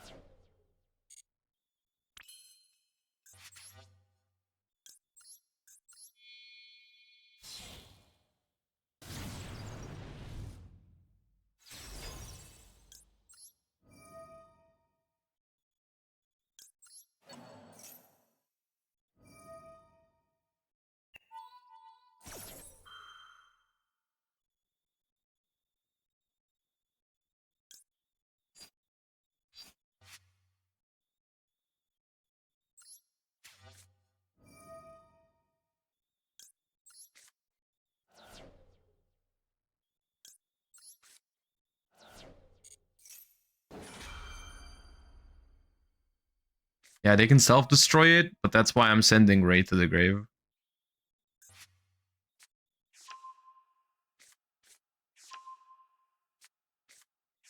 What they're doing is correct, by the way. They should immediately stop caring about like the K9 and Umbral Horror part of their deck. They should immediately go for Vanquish Soul Control, pretty much. The correct thing to do.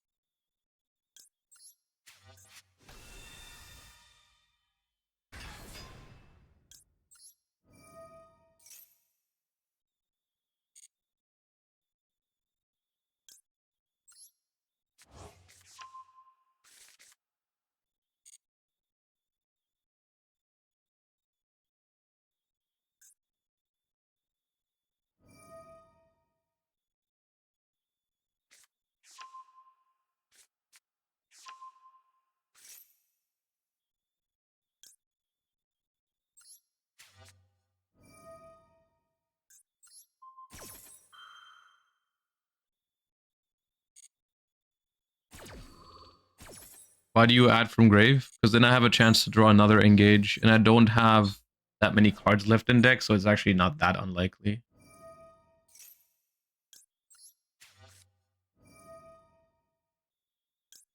Sometimes you add from deck though if you want to have more in deck, more Sky Striker spells in grave for Lemnis Gate.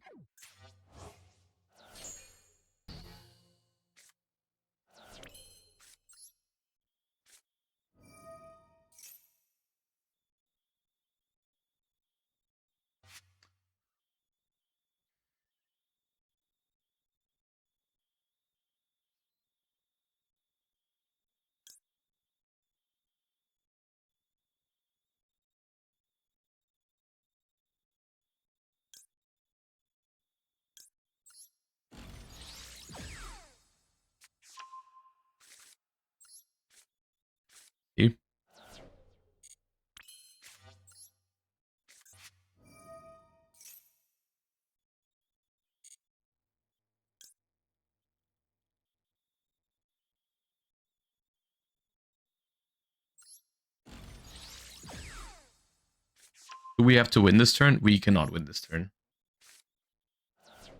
This deck does almost never OTK. Your hand, in order to OTK, needs to be completely insane.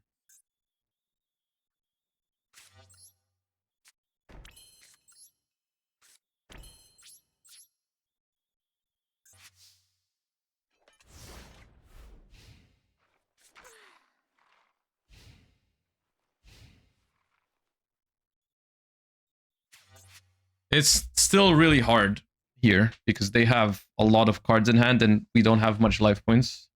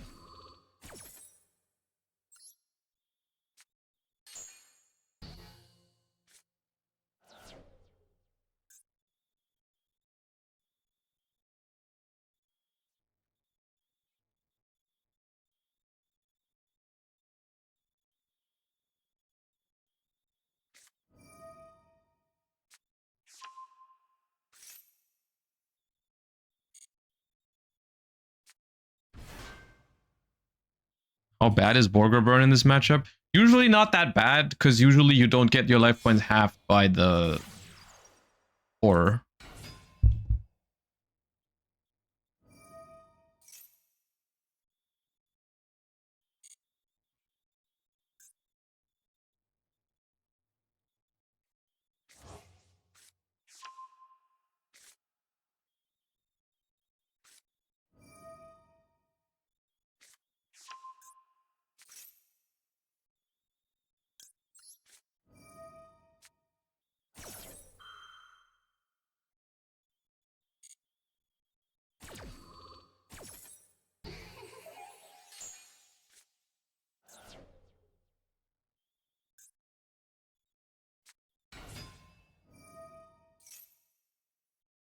The hell is that column, dude?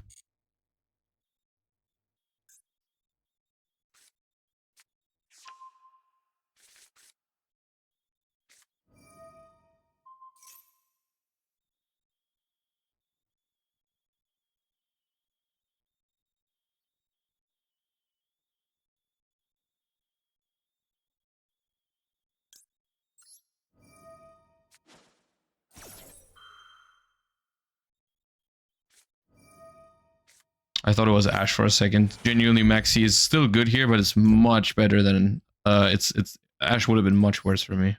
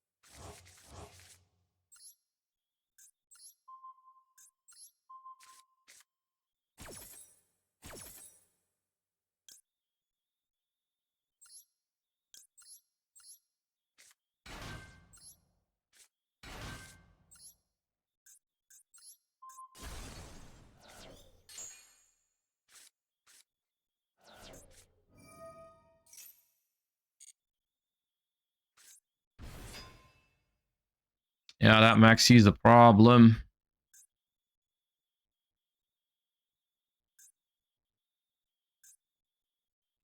So Holly, Sue, Borger, double Mad Love.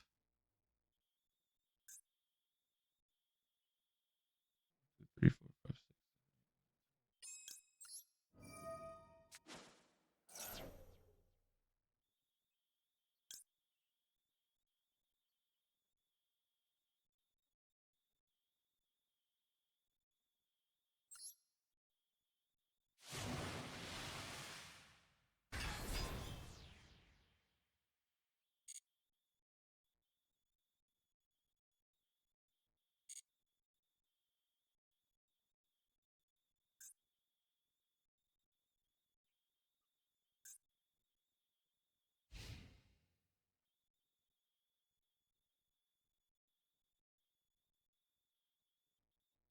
This is a Typhoon variant. I mean, we just play 3 Vision in Sky Striker.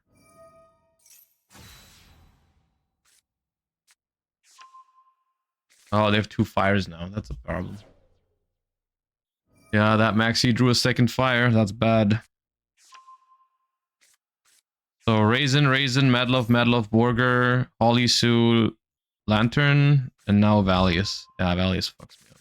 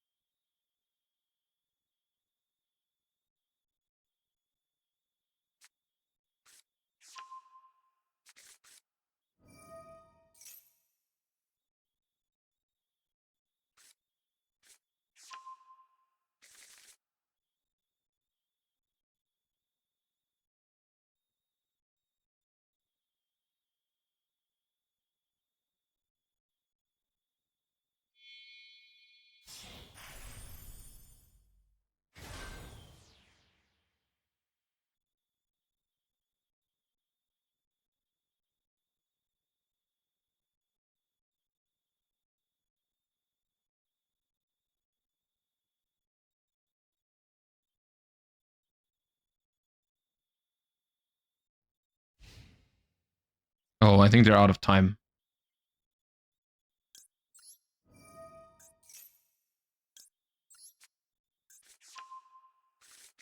That might win us the game.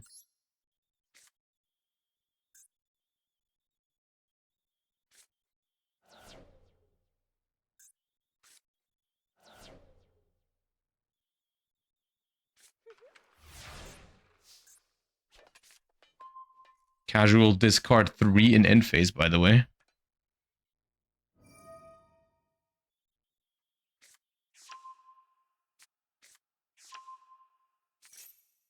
Raisin, Holly, Madlove, Valius, Pluton, my goat! Okay. Ah.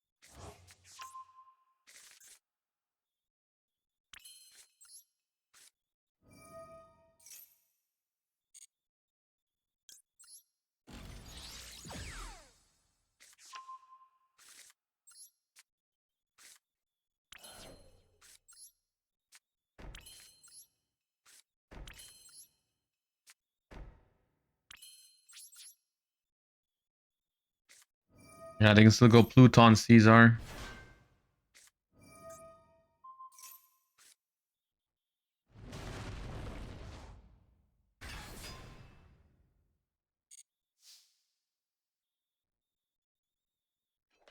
Oh, they don't have time to activate it.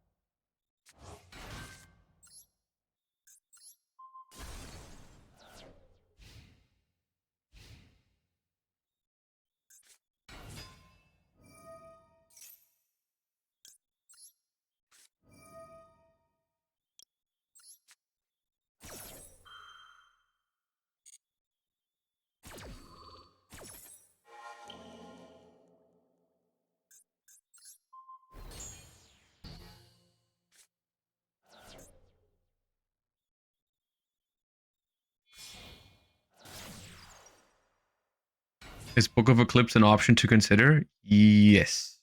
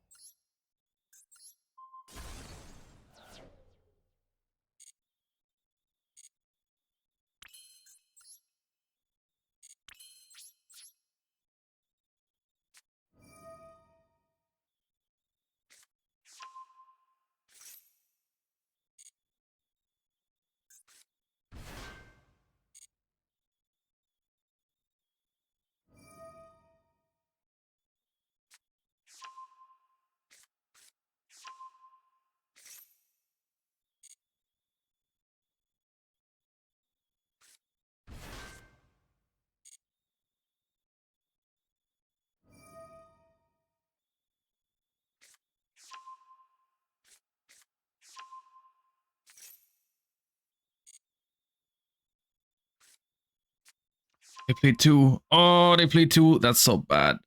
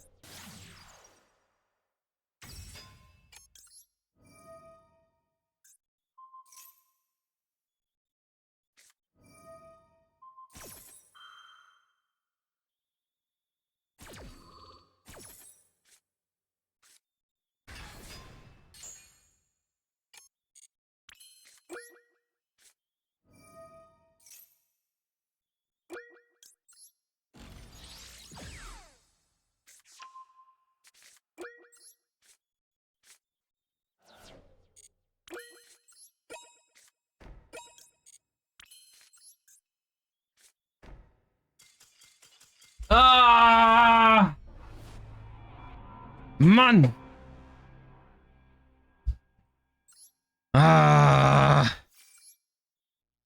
Oh. GG's, man. That was a good game.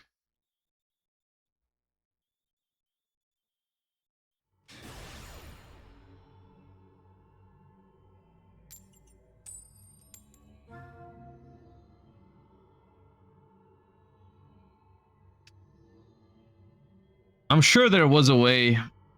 I just didn't really have time to figure it out. I think was my Shark Cannon banished from Desires? Because Shark Cannon banished one Borger and then try to banish the other with SP was maybe also an option. Don't know. Oh, selected going second. Okay.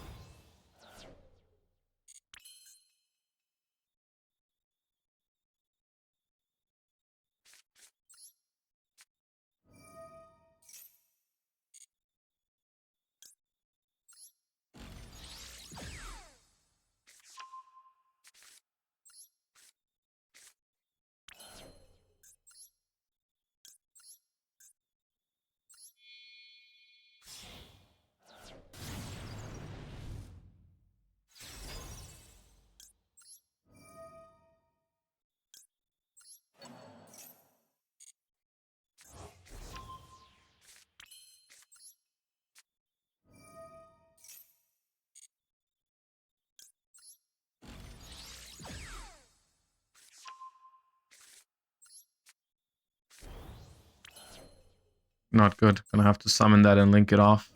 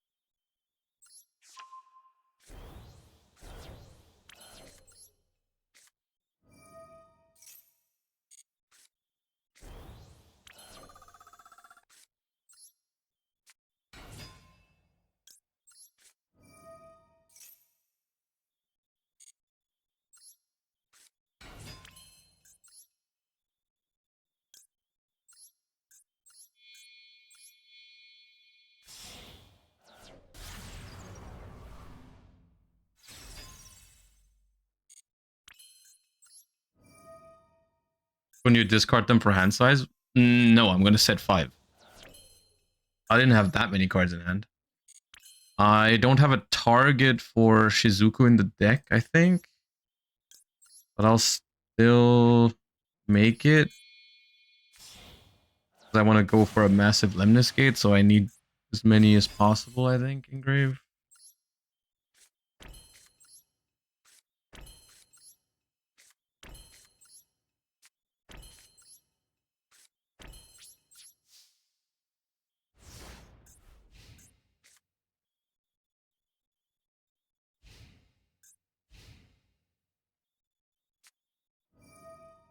I think it's a mirror match. In a mirror match, banishing the 10 cards could really lose me the game. Also, if they play Duster or something, then I could be boned.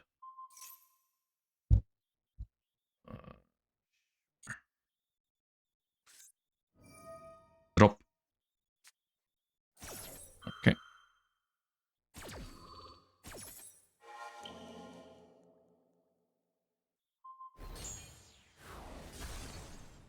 That means engage. What that means. Yep.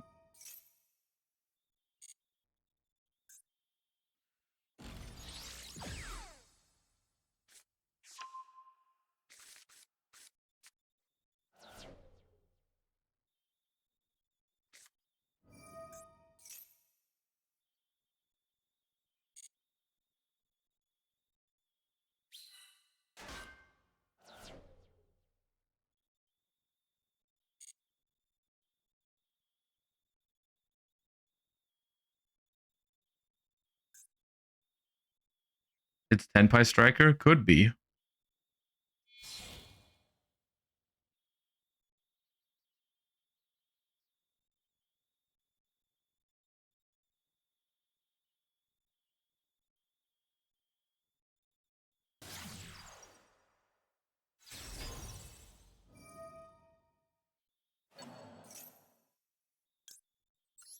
Tenpai plays Upstart.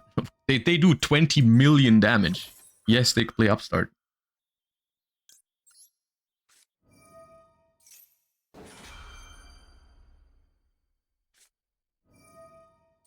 That's Tenpai.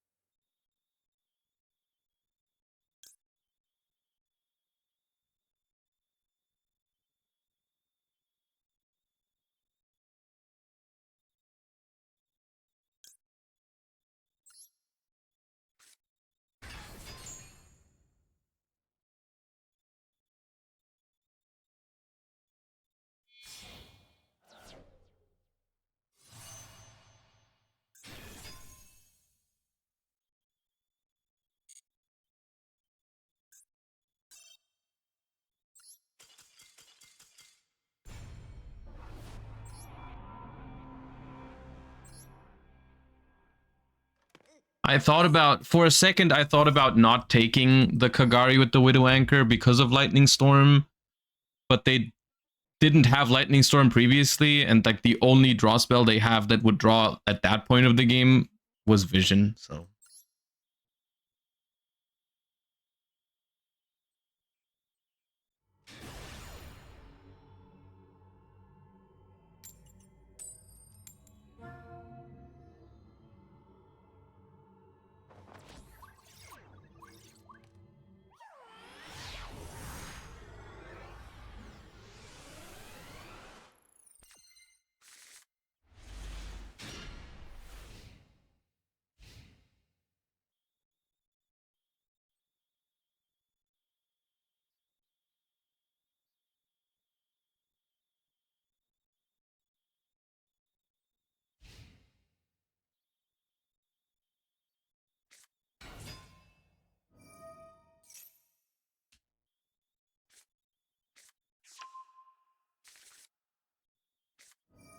I hope it's pure Mitsu, because then it's playable.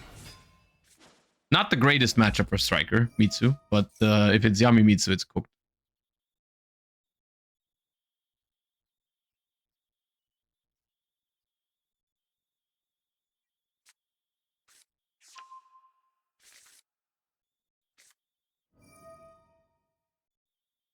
This deck is in a rough spot in Master Duel. It's not because the deck itself isn't great, it's because the environment is more hostile towards it. I feel like the decks are more powerful in Master Duel.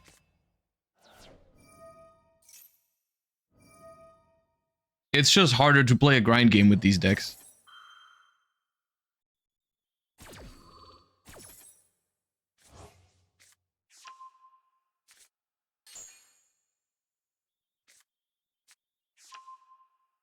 And Droll is significantly more popular than, I mean, in the TCG people play Droll, but a lot of people are siding it at the moment because it's not that great against Draco Tail. In Master Duel, like, you don't have a side deck, of course, so everyone's just main decking Droll, and that's tough.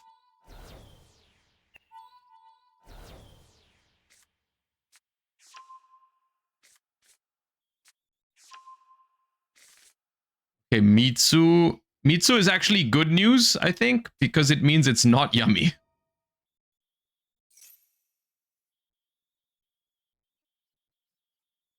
And I would much rather play against a Detonator than a full Yummy board plus Arclight. So, that's good news.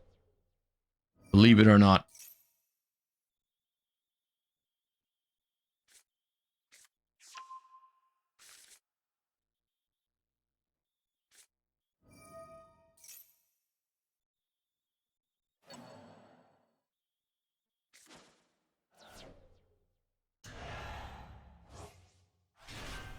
The biggest problem in this matchup is the Mitsu trap.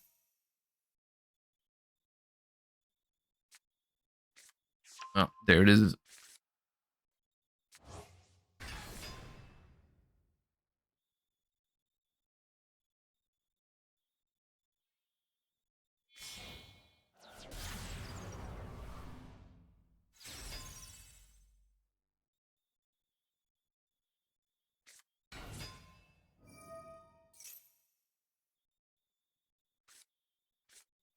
Has everything from Duelist Advance been put into Master Duel?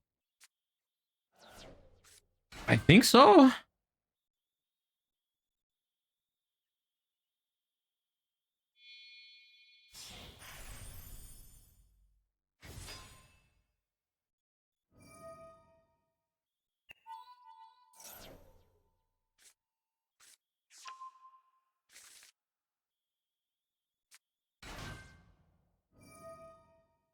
Okay, Nib is probably fine, but it still is a problematic card for this deck sometimes. When you're breaking a board, when you're going first, Nib doesn't matter, but if you break a board, sometimes you summon more than 5 times, and then they give you the token, and then you can't use your spells. That can be a problem.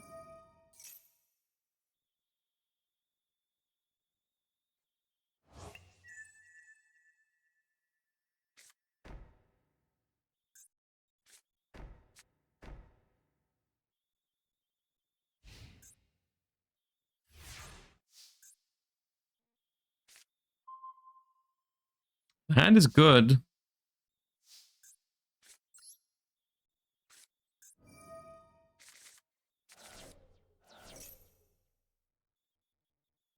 Banish 2 engages.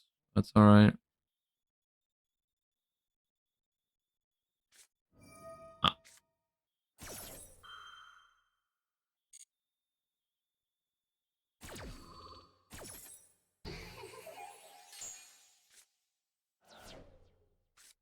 Ah.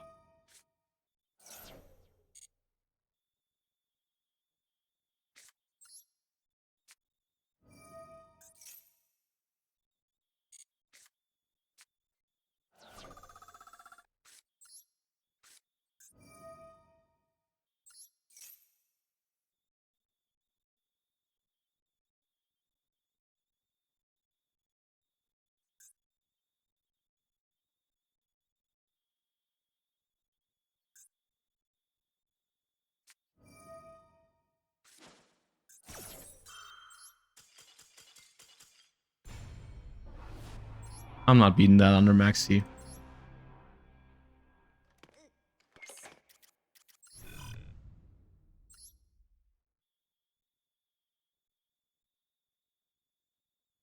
What in the Sky Striker engine recycles from banishment? Nothing really. The only thing that you could play is what's it called? The little Sky Striker that summons Rose from banished.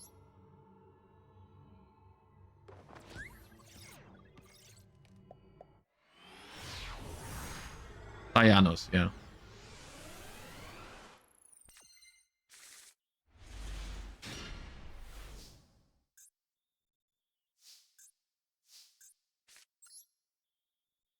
That sucks.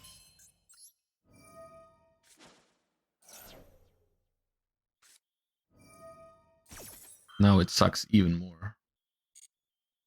Actually, no, that's not that bad, actually. It's fine.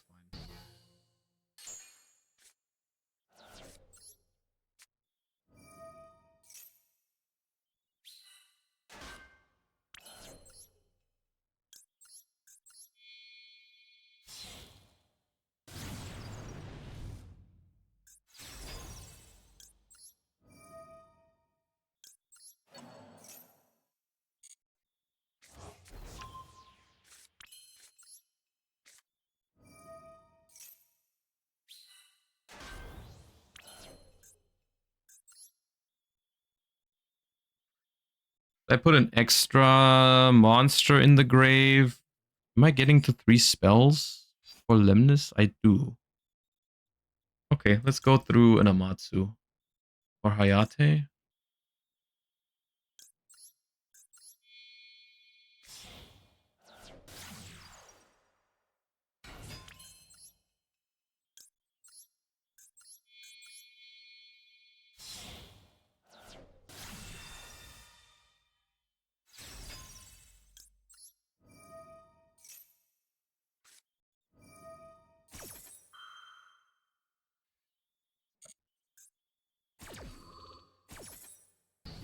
That is actually not bad.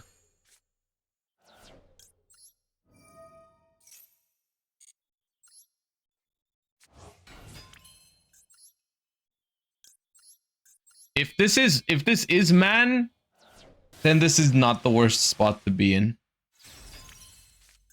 I'm actually hoping it's man.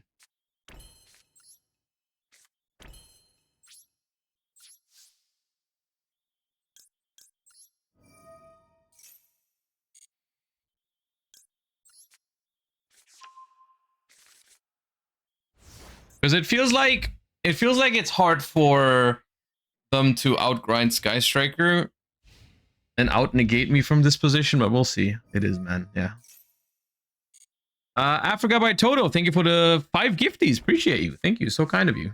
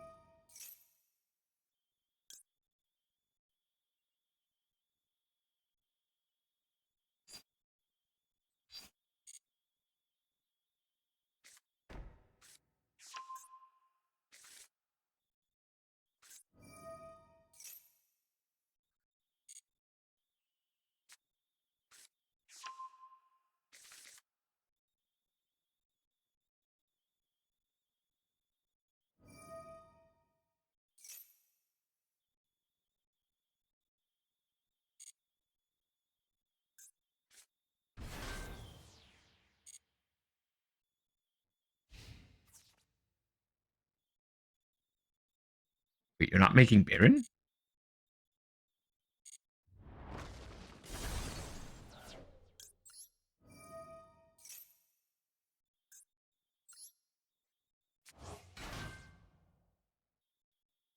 They need to take the negate button away from some people. Some people don't deserve to have it. End phase? Okay.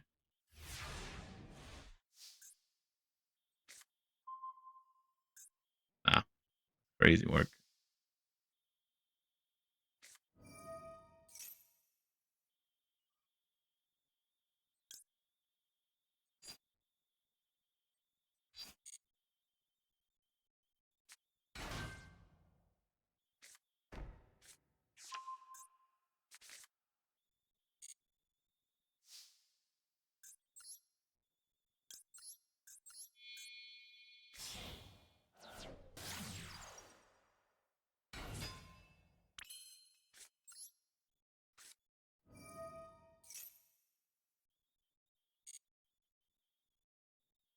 What is happening? Did they actually take the negate button away from them?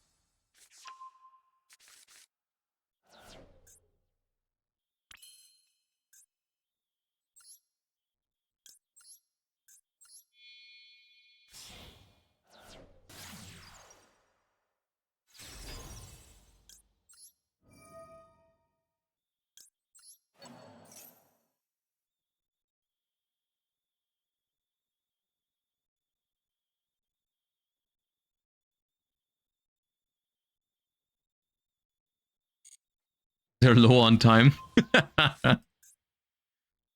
They're low on time.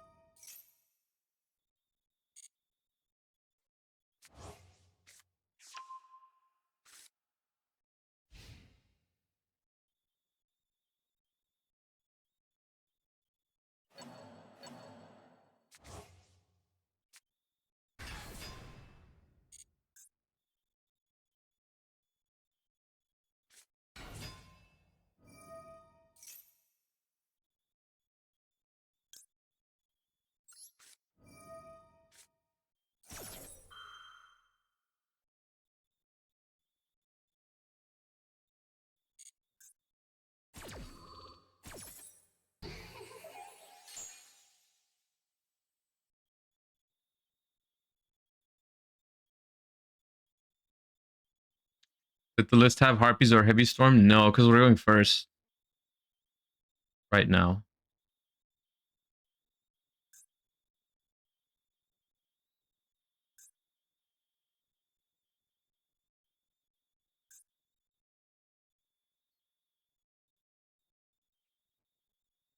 I just got a Royal Called by the Grave from a free pack. Congrats.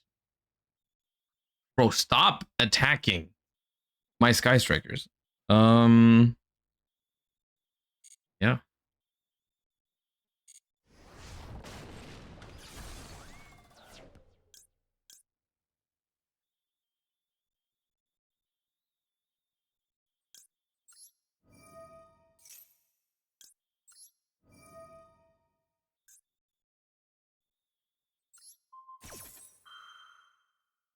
This is the first time I'm using this effect.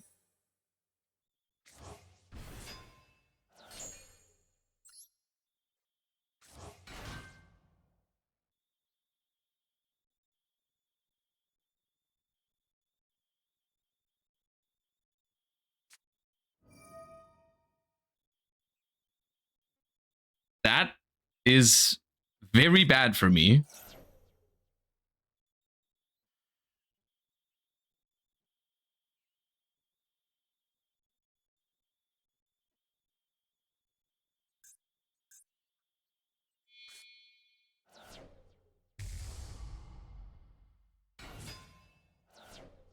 Crazy. I lose now if I don't draw engine soon.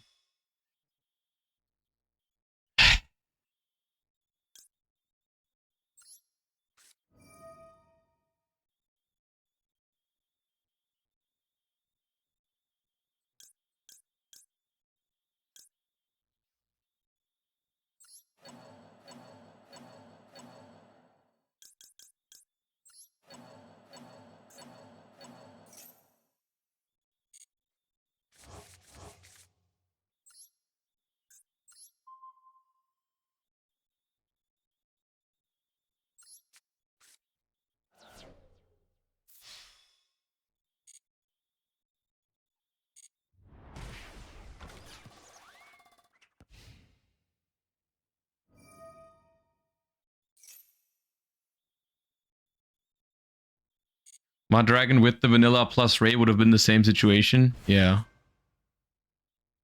Yeah.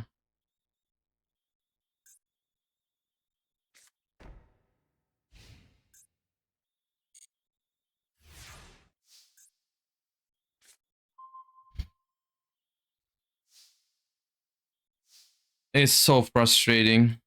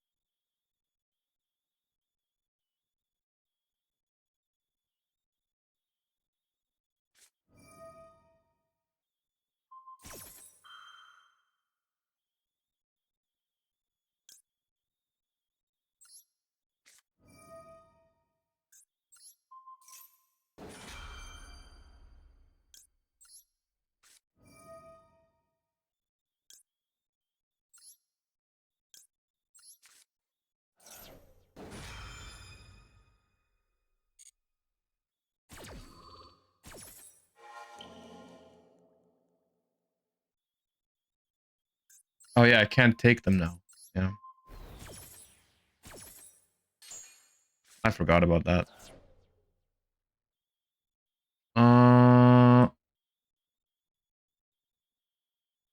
Yeah, I lose. Ah, it's frustrating.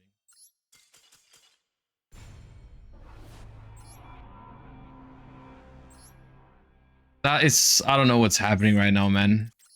We're losing to the craziest shit.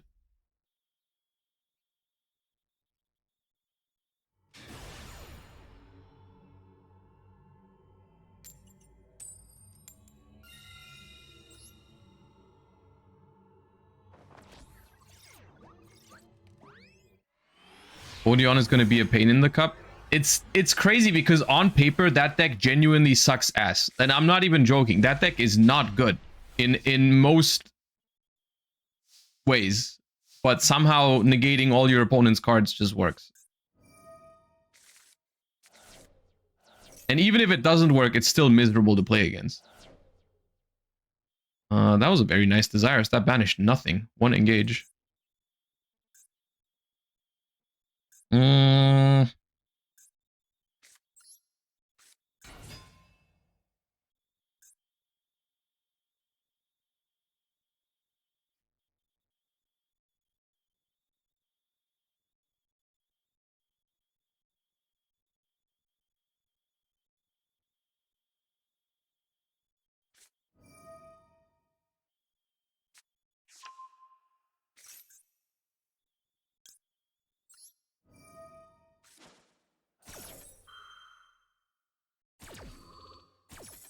Do you think Odeon will use Dominus Spiral now? I think you can figure that one out for yourself. Does Dominus Spiral say negate?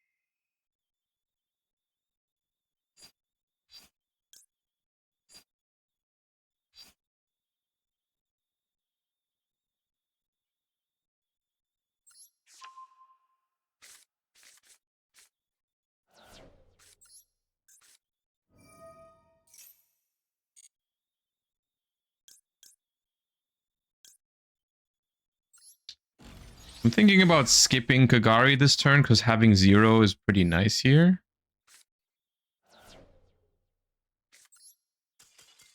Okay.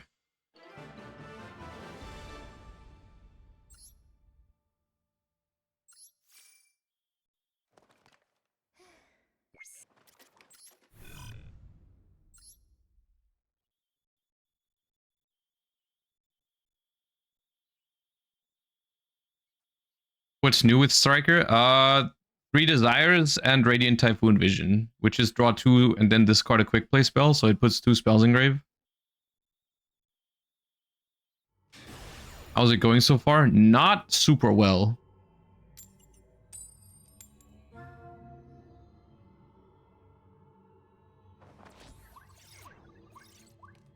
How are you liking Vision? Vision is amazing. Vision is an absolute staple. There's not even a question.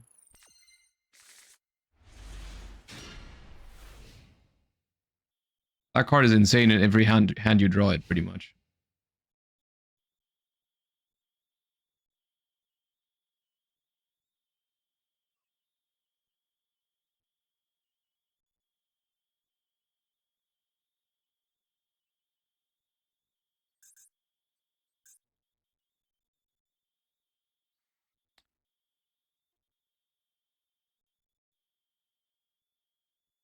Did he just ask Josh if he liked the spell card that drew cards? That's crazy, right?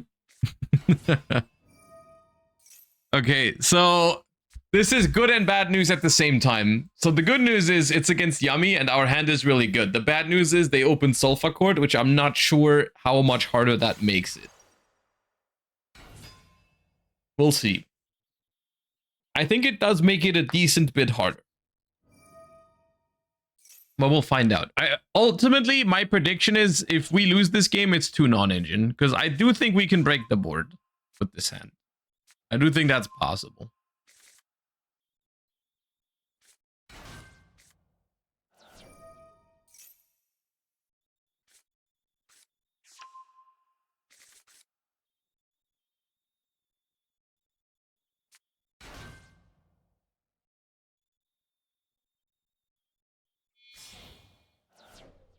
Prepare yourself, you're gonna get trolled. If I get trolled, I lose.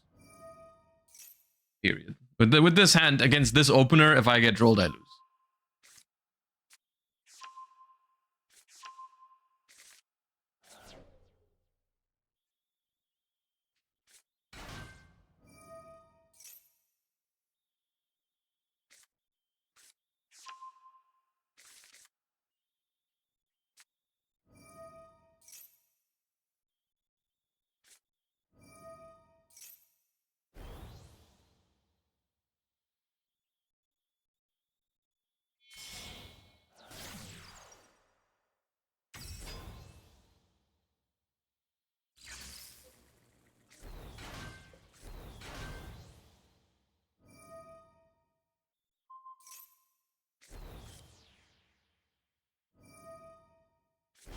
What other decks can you play Radiant Typhoon in? I mean, it depends what part of Radiant Typhoon you want to play. So the Radiant Typhoon Vision package is really good in a lot of decks with quick play spells. You can basically play any deck that has a couple of quick play spells naturally. You can just use a board breaker approach. Like, for example, Mitsurugi, you can play with Droplet, Super Poly, and then play Radiant Typhoon Vision as a draw spell. With like, you have Prayers and Magatama in the deck already. That's completely fine. You can play it in Memento, yeah, because, you know, Radiant Typhoon Vision draw 2, discard Memento and Fusion is pretty good. So there's a lot of decks in which that's possible. Branded could even do that too, yeah.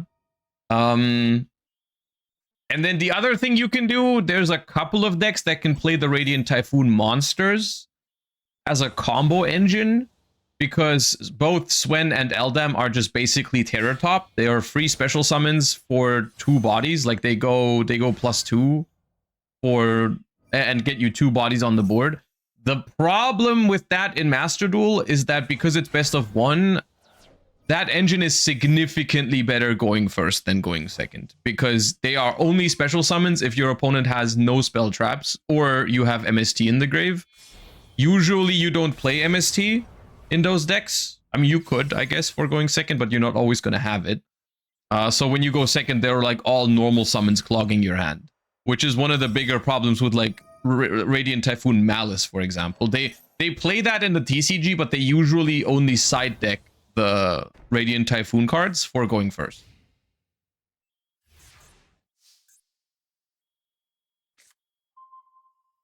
Okay, it's absolutely winnable. If there's no draw.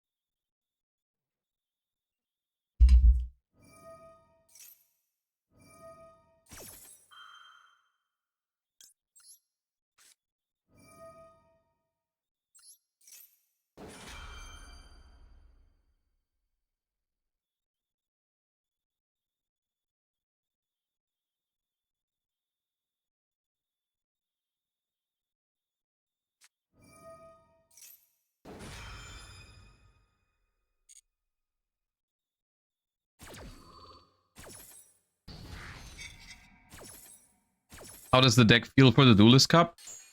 Not good enough, I don't think. For now.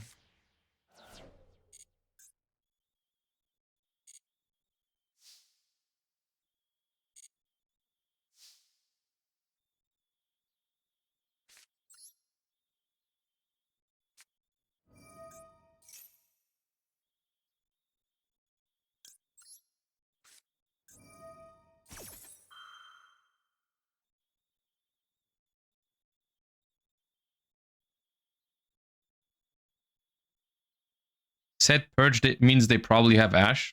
Possible.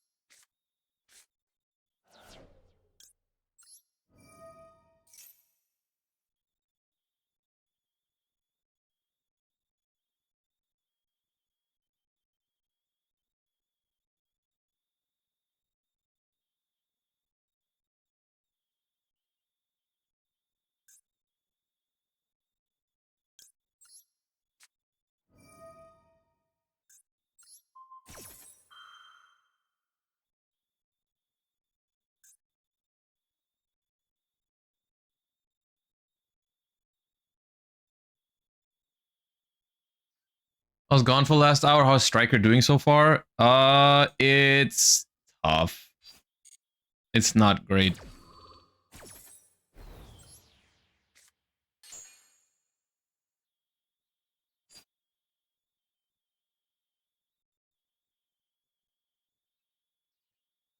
The problem is I was forced to take the Coolia. And now it's clogging my main monster zone. Oh, but they're playing into it. Okay, that's good.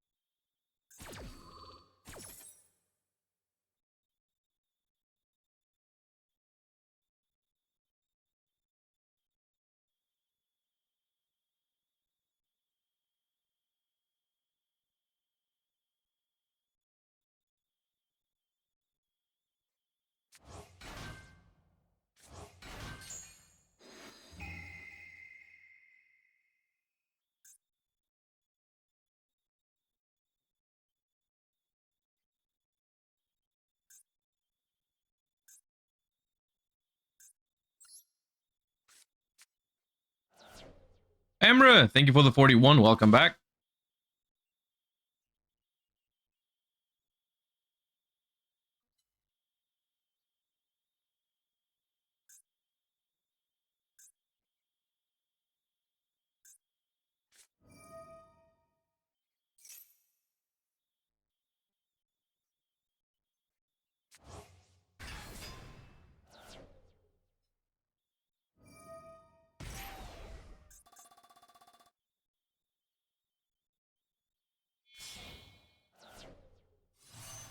Oh, they booked this. Yeah, that's good.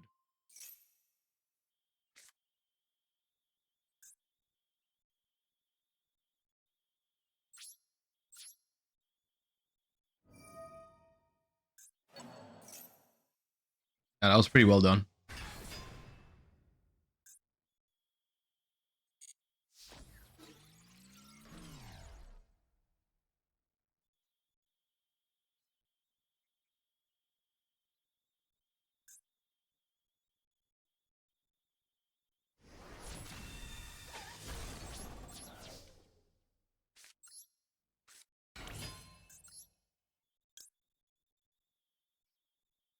I can't make SP because I used linkage this turn.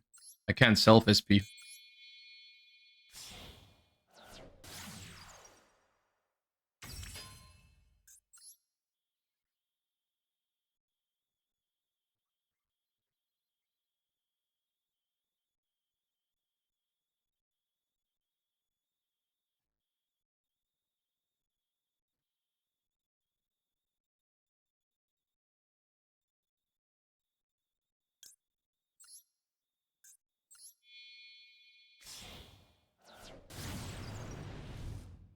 No, I can't get into Zeke either.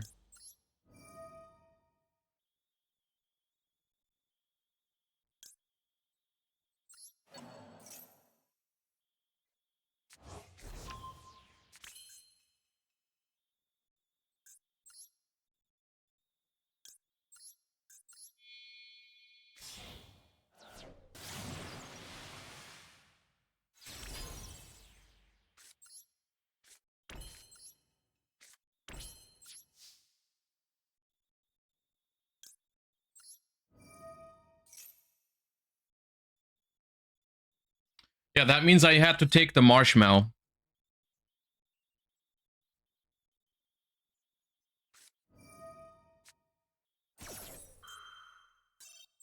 I'm okay losing this game because they played better. I should have taken the marshmallow.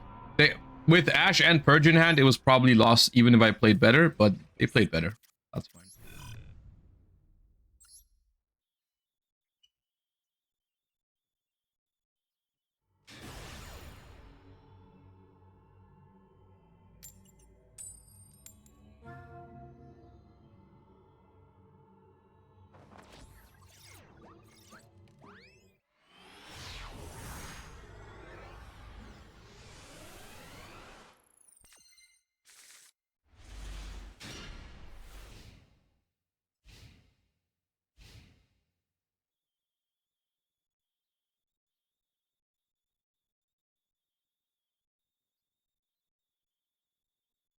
Yesterday was better coin flips. I don't know. I feel like it's also just we had a better deck yesterday, I think.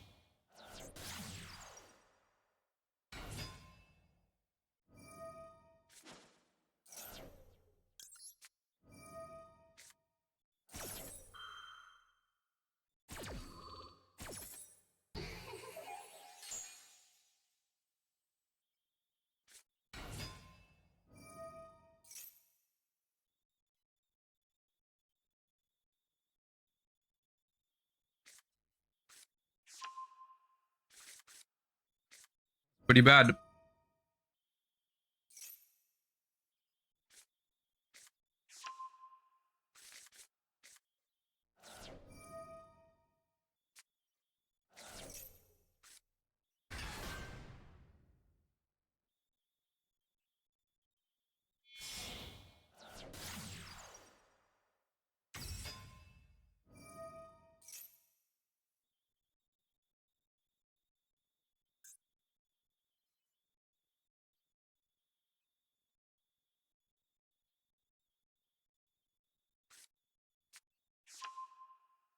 It depends what exactly they end on now, I guess. There's a world in which we can beat this.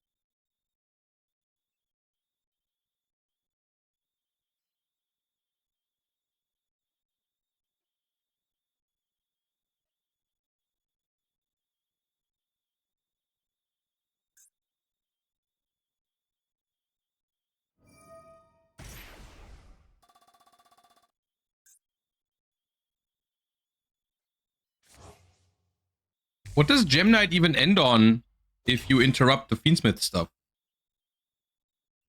They have one Omni negate from the The hollow core, right? Oh, we're doing sprint things. Uh-oh.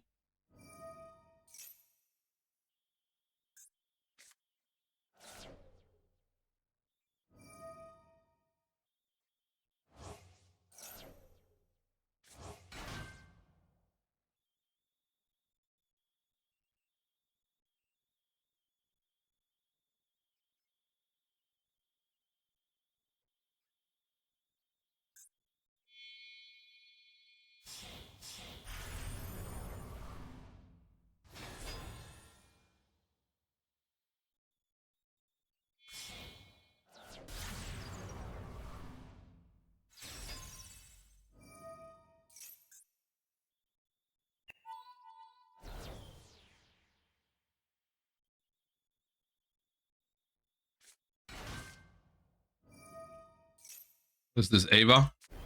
Yeah.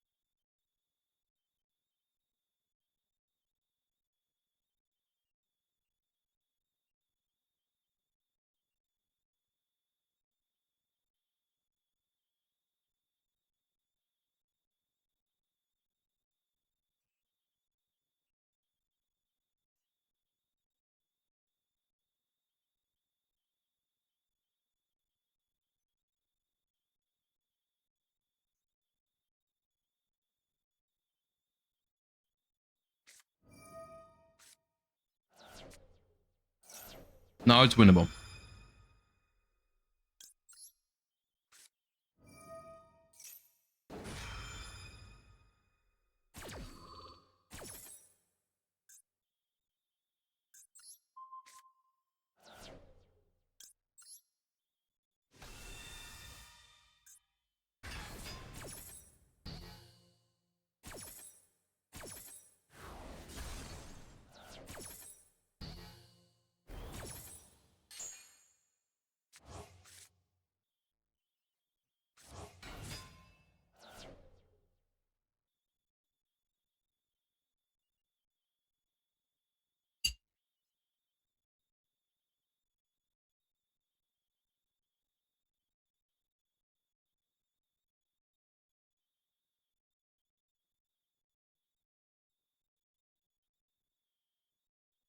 Do I search engage? Or do I go tag out, destroy one?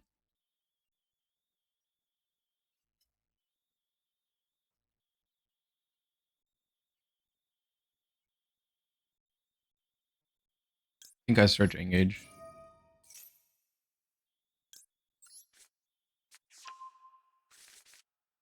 You won't have a play? I do have a play. I can go Hayate, send engage.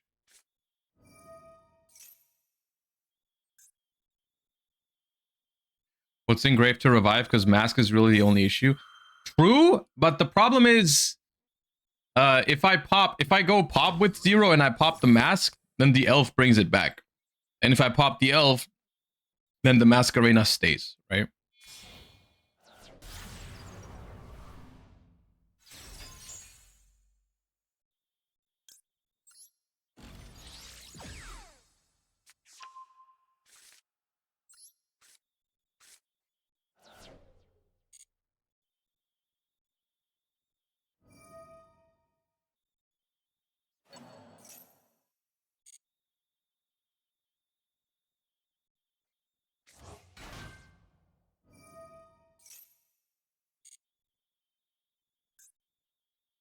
Do they really play multiple Avas?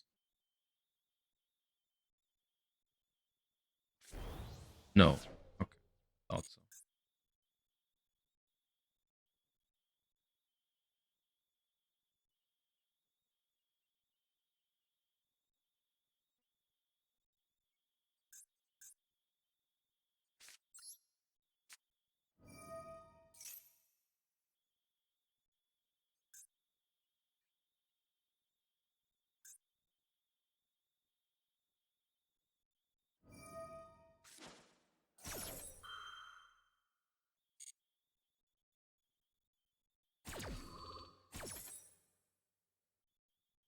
Yeah, they can't link off with the WP.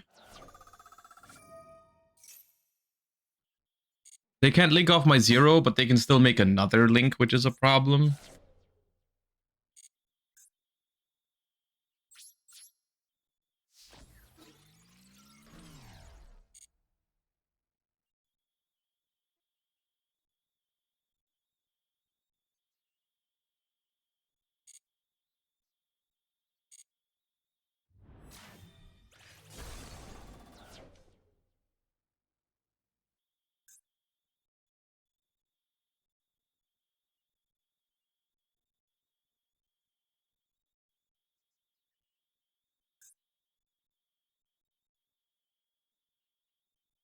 Don't know if I can win. Because if I take Fancy Ball... If I take Fancy Ball...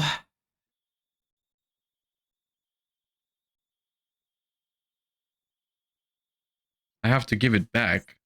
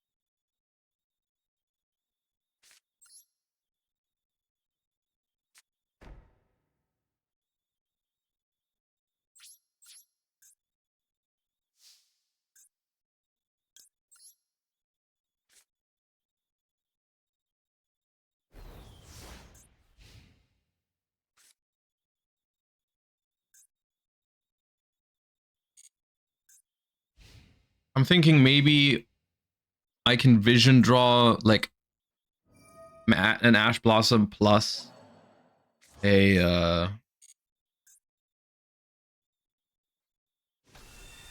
quick play.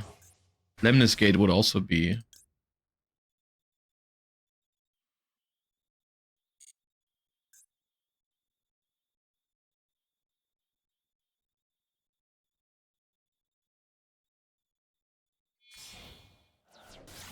How is Vision so far? Worth adding? Absolutely. Vision is great.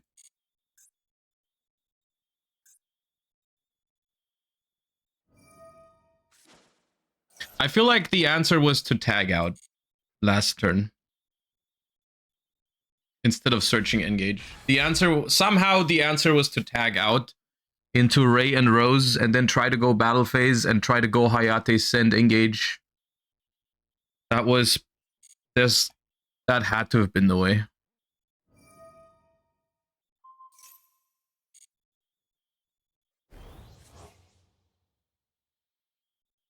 They should just make Caesar.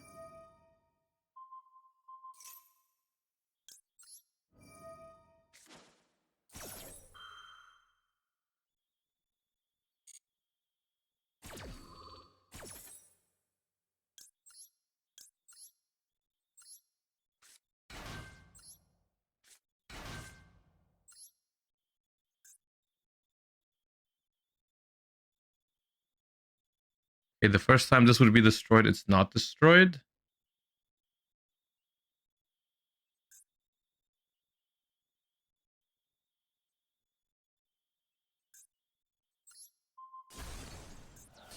Once per opponent's turn. Ah, okay. Well, it's still better to pop the level 6 here because I don't want to get Caesar'd.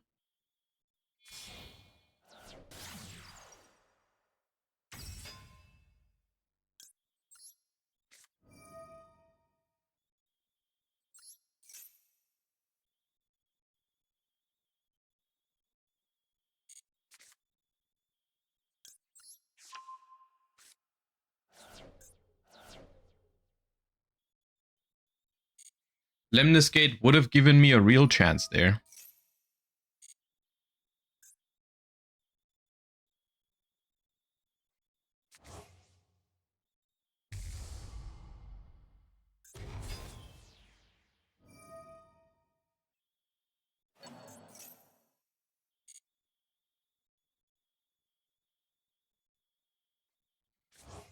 This might not be game. Maybe also depending on what they drew.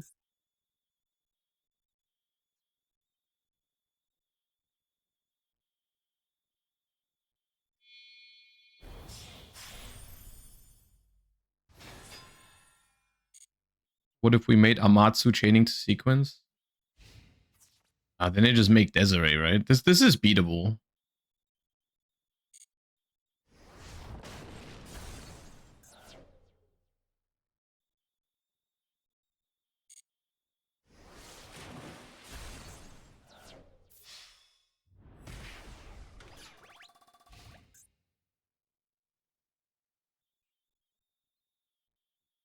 How have the three-potted desires been treating you so far? Honestly, can't really complain about desires. I hate the card with a burning passion, but I can't really complain. The games we've lost were not because of desires. Okay, Rose is better than not having engine, so...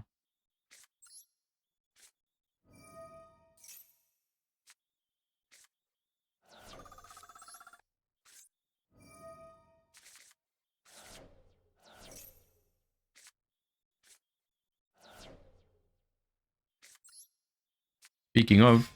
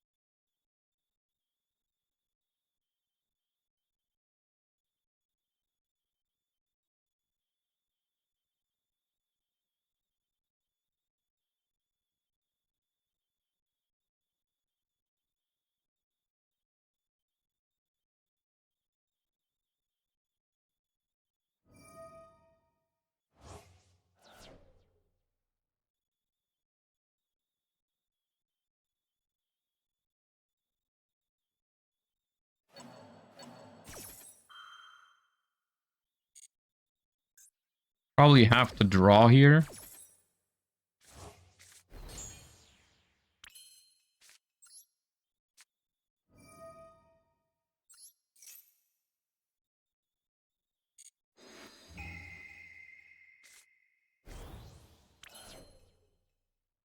That's pretty bad.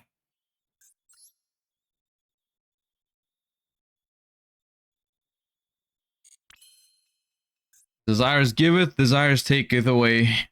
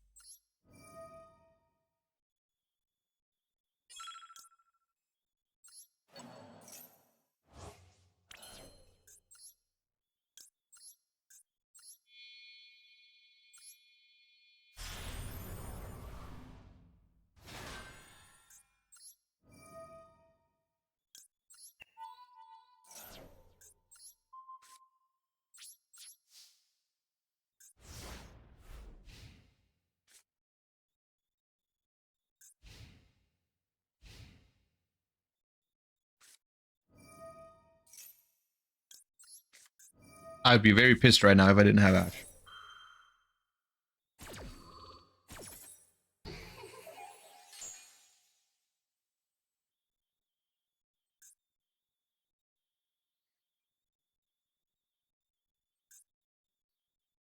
It's not game yet, though.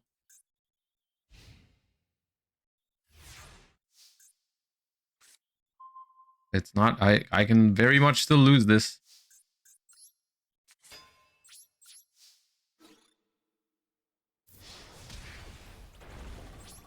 Oh, please.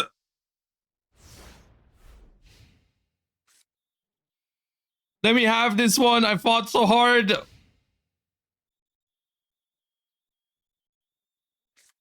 Oh!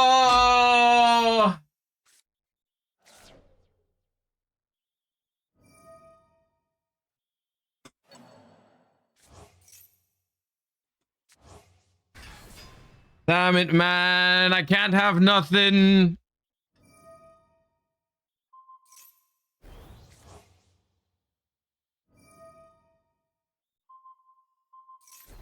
They basically needed 2 life cards back to back. Because I had the Ash for one of them. That sucks.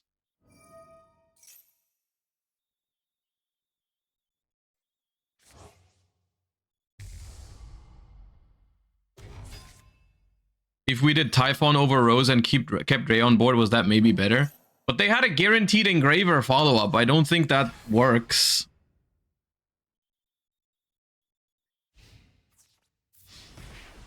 Yeah. Man.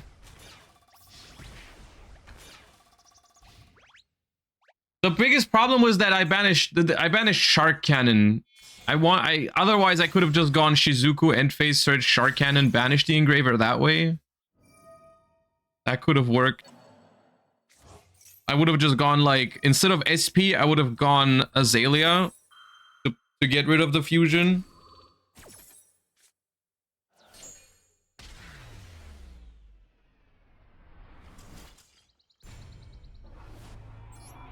I blame Desires. I don't know. It's hard to blame Desires for that one because Desires definitely kept us in the game. Bro, we're speed running downwards. It's crazy. The deck is actually just not working. I am misplaying though. The deck is it's hard. And the matchups are different in Master Duel, and you play this deck very differently depending on the matchup. You need a lot of experience with it.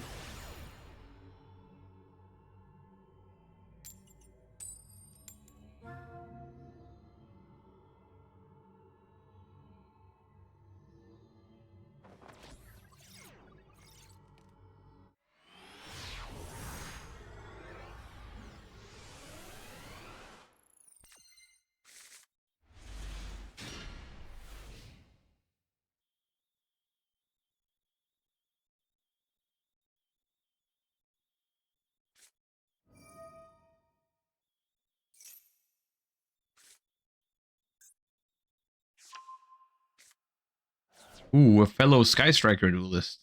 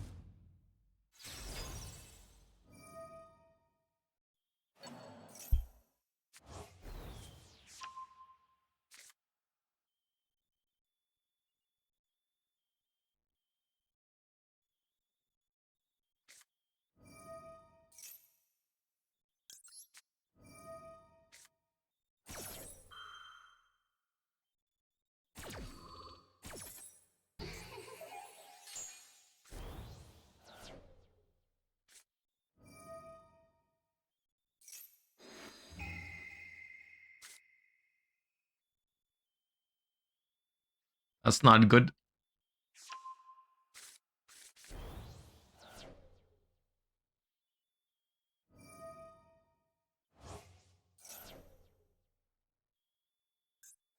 That still makes 0. Yeah, that cooks.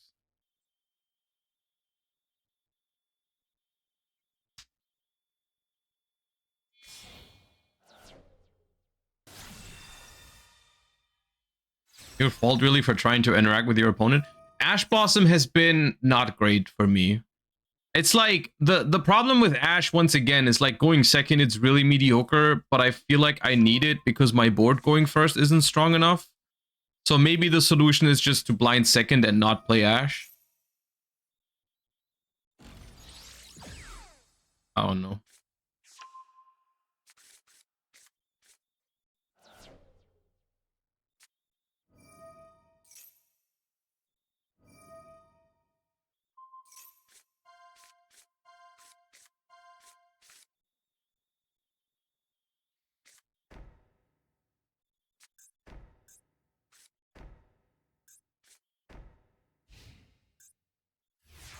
Yeah, it's probably lost.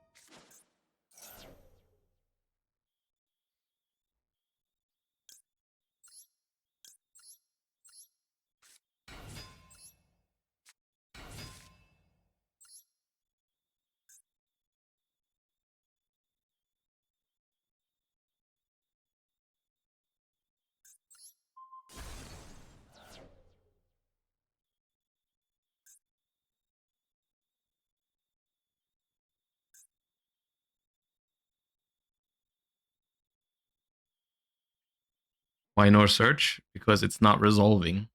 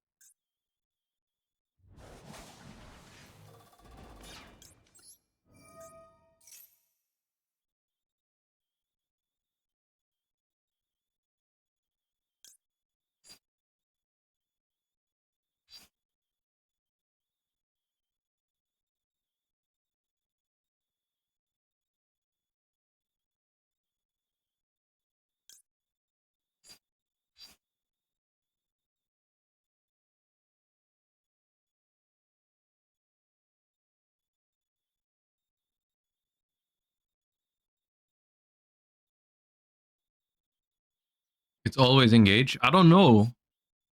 Because I'm not getting the card I'm sending anyways if they don't want to, because they have Widow Anchor. And if I send engage, I can't add it with Shizuku.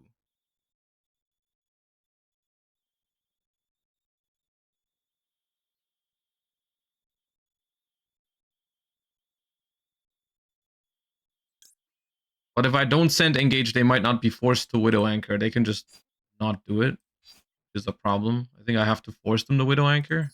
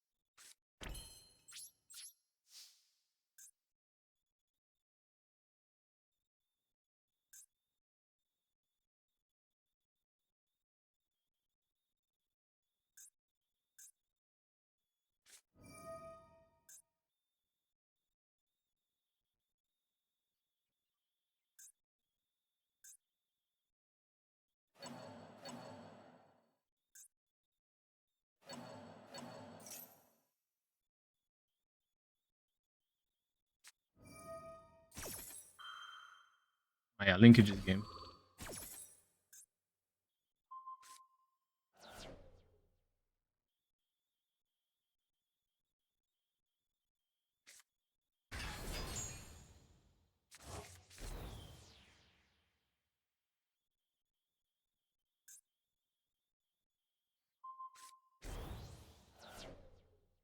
Even on 10k. Well, I'm not sure if it's like game, but like I'm not coming back from this. I don't think. I might survive, but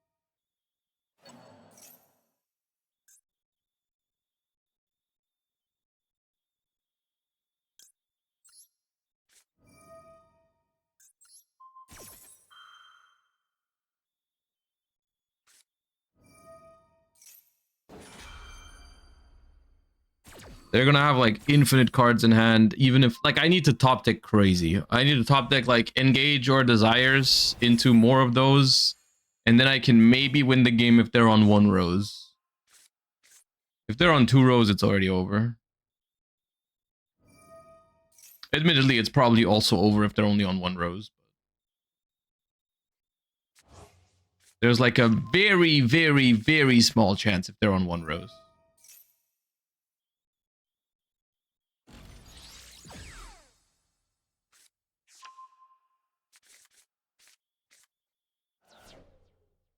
But I do feel like if they were on 2 rows, they could have maybe even killed me this turn.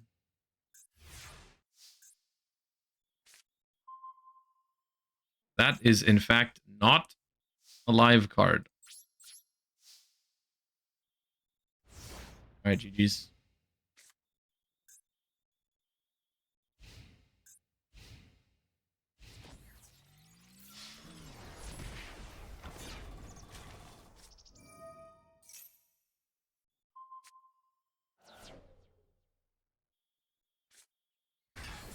Not super unexpected, but this deck is not treating us well. It could also be a list issue. Like it's a combination of the deck is not super well positioned, but I'm also not playing it super well, and you could probably build it better. It's just a little bit of everything, I think.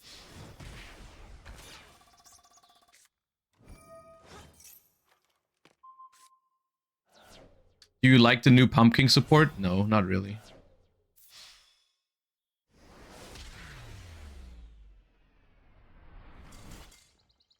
We can try some. Let's try some blind second with some more powerful breakers, maybe. So we can also play thrust.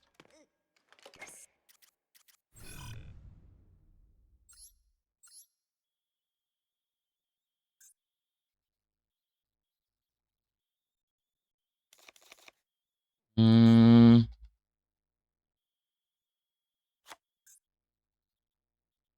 feel like I want to eliminate.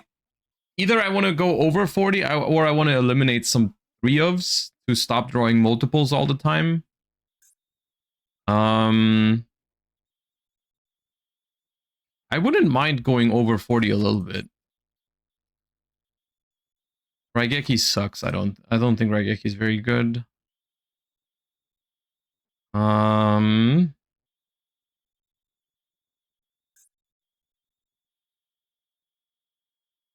Going second, maybe 1 Lemnis. I think I want to. Heavy Storm. Oh yeah, Heavy Storm is legal. And then, which one is the better removal spell? Afterburner or Jamming Waves right now? Probably Afterburner. Not sure.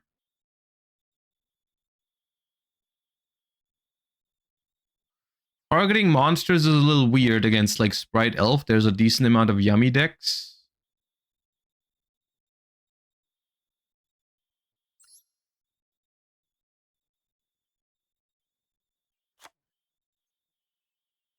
Is Dark Ruler no more good? Dark Ruler is fine if you open it in some matchups, but if you draw into it, it's really bad.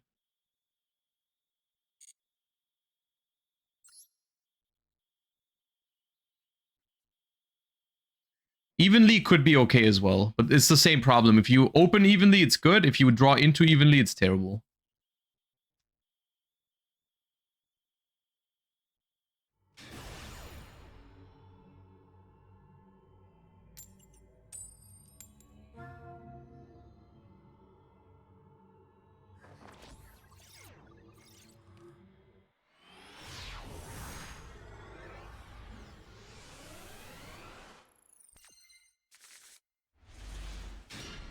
Doesn't matter how many cards I play, I always draw rows.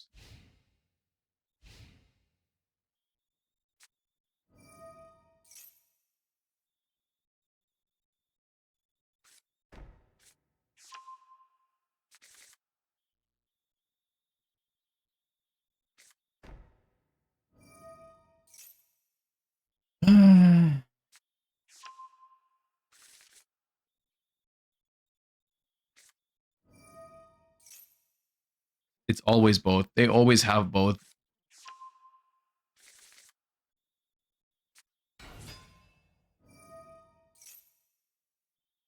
Does this deck usually outgrind Odeon? If you can play the game, yes. But if they negate all your cards, then no. And this feels like a game in which they negate all my cards.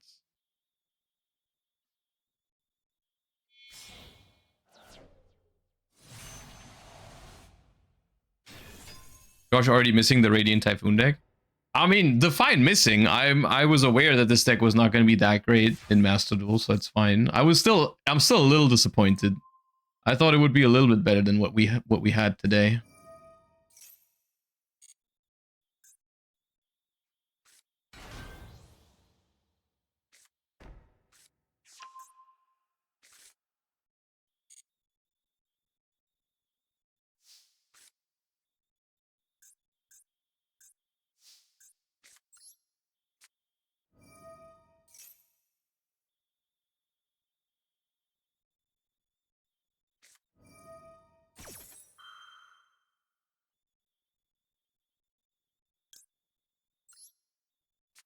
They even negate Upstart Goblin.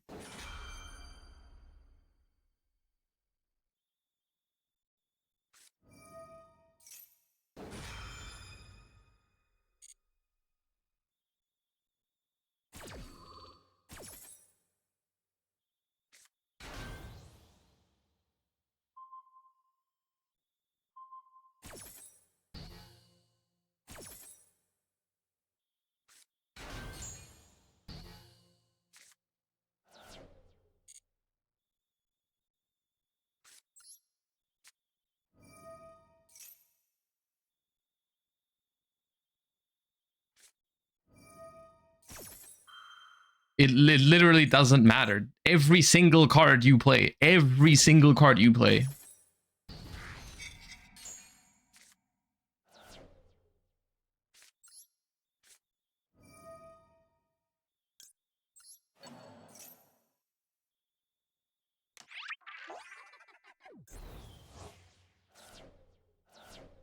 Now I summon Rose, they drill beam it, game is over.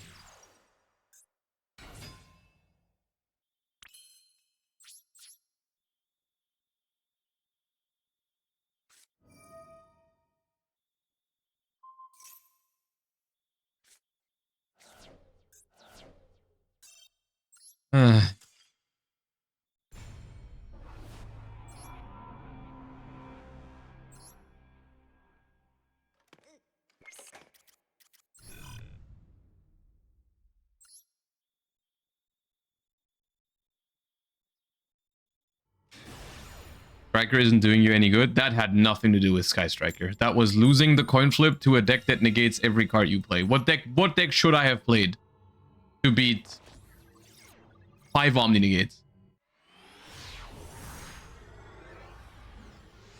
Even Radiant Typhoon doesn't beat that. Wait, did I click first?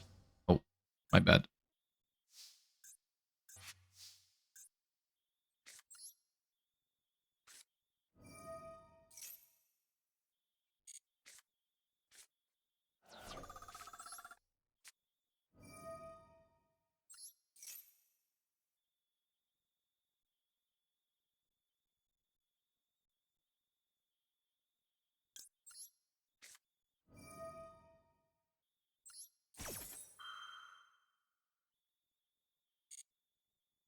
Me when I blind second? Yeah. I'm not very focused right now.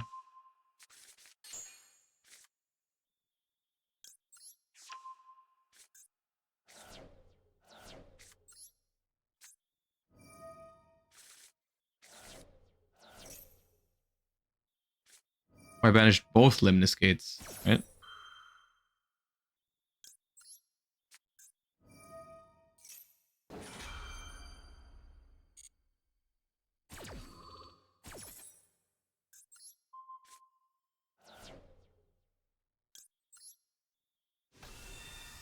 You're opening like the go first build? Yeah, I mean,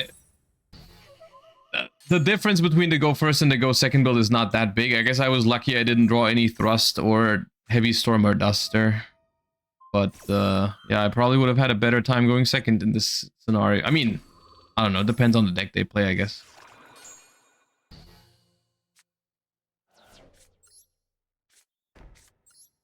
Because technically this is the exact scenario why you're going first, is because it is easier to play the game now after those cards have been used.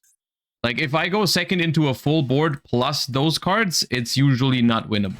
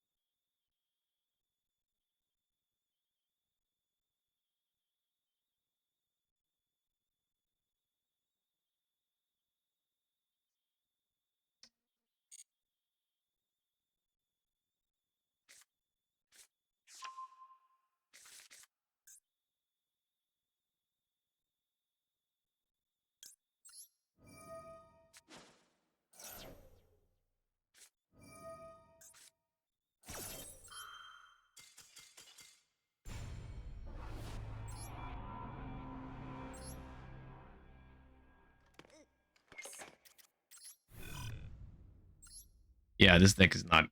I mean, we are being high rolled a lot, but the deck is also not great. It's rough, man. We've played against 0 of the decks that this deck was good against in TCG. Like, this deck is good against Radiant Typhoon and Draco Tail. No one is playing those decks. Literally no one.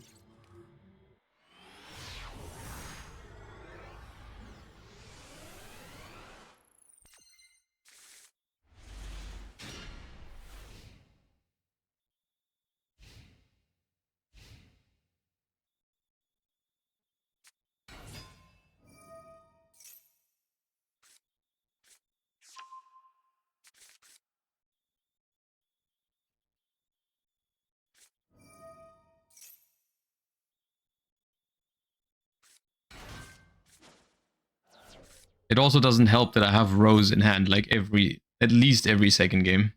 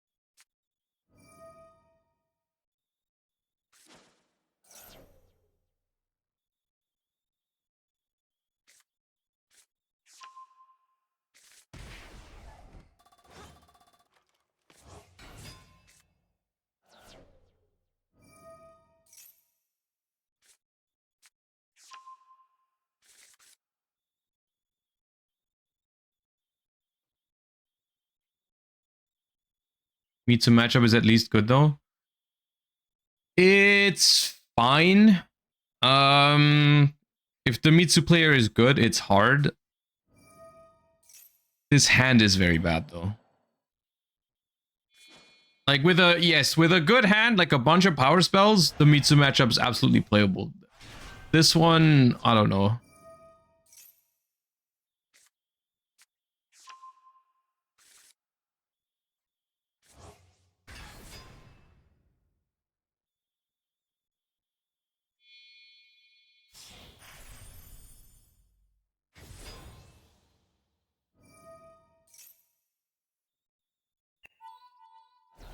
Right, at least we're not getting FTK'd, I guess.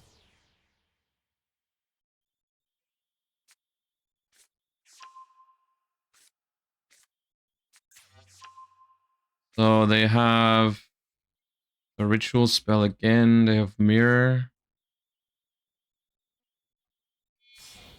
Wait, no, they've activated mirror already.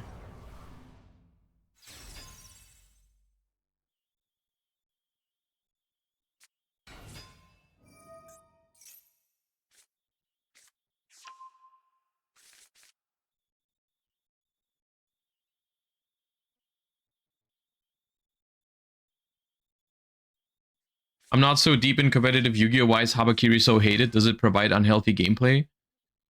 Habakiri is very polarizing because I feel like on the one hand, it does not necessarily provide unhealthy gameplay in pure Mitsurugi. Pure Mitsurugi, at least I personally feel like pure Mitsurugi is a fine deck, but they messed up by not giving it any sort of restriction, and so there's a lot of different decks that can use Habakiri to just spam a bunch of extra bodies because it generates a lot of card advantage.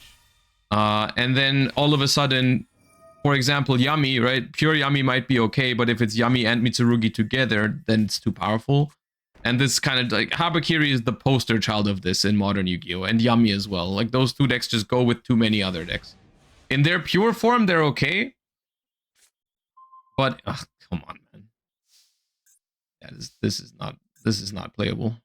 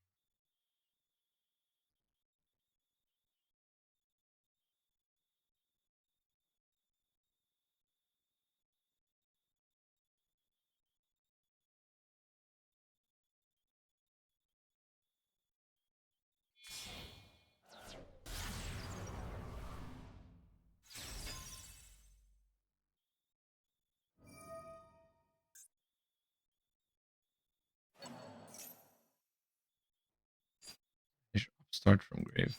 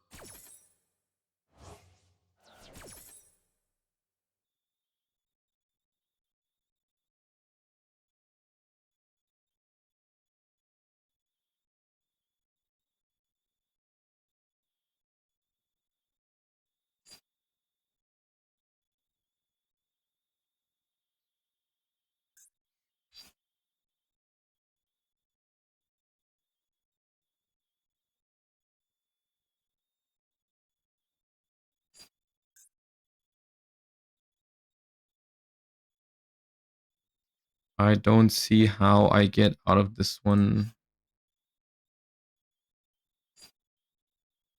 Because my hand is so bad. April, thank you for the raid. We are struggling with Sky Striker today. Not having a good time so far.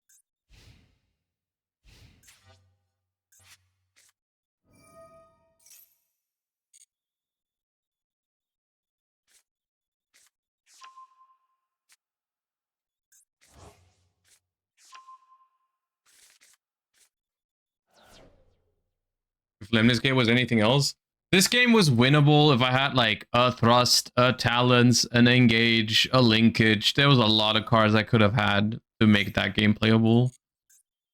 This matchup is not that bad. This matchup's fine, but the hand was awful.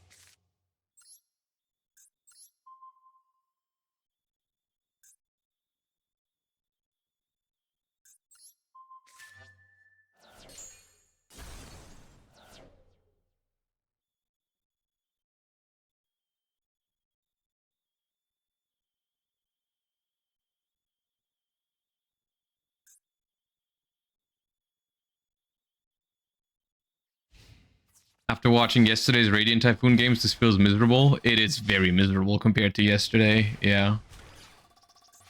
But at least I now know that this is not an option for the Duelist Cup. I don't think so. I think this struggles too hard. Even if I could play better, this deck is just very unforgiving, I feel like. You need good matchups, you need good draws, and you need to play perfectly, otherwise you just get punished way too hard. And even then you just get fucked over by random Droll Lockbirds and Ash Blossoms way too often. And with it's just like a lot of the things a lot of small things add up to making this deck just so much worse than it is in TCG. And like I said earlier, even in TCG it's just a tier 2 deck. But like no Fallen into Virtuous. Every deck in Master Duel is more broken than it is in TCG pretty much, which is a huge issue for decks like this one.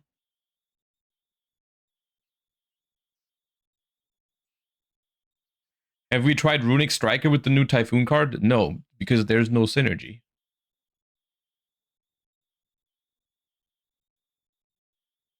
The synergy between Runic and Radiant Typhoon is completely made up and fake. Just because it's quick play spells doesn't mean they have synergy. Like you could play Radiant Typhoon Vision as a draw spell in a Runic deck, but not like Radiant Typhoon Runic. I think they meant only using Vision. Yeah, you can do that, but like the Runic deck would need to be good already, and they all suck right now. There's no good Runic deck, and Radiant Typhoon Vision doesn't change that. They even if we had multiple Fountain and like all the other cards were at 3, you wouldn't play that deck. The Master Duel ban list is just it's just killed Runic. That's just what it is. And Runic isn't even good in TCG. Like TCG is a lower power format than Master Duel, and all the Runic cards are basically unhit. Fountain is at 2, I think, but it doesn't matter. But it's still no one plays it.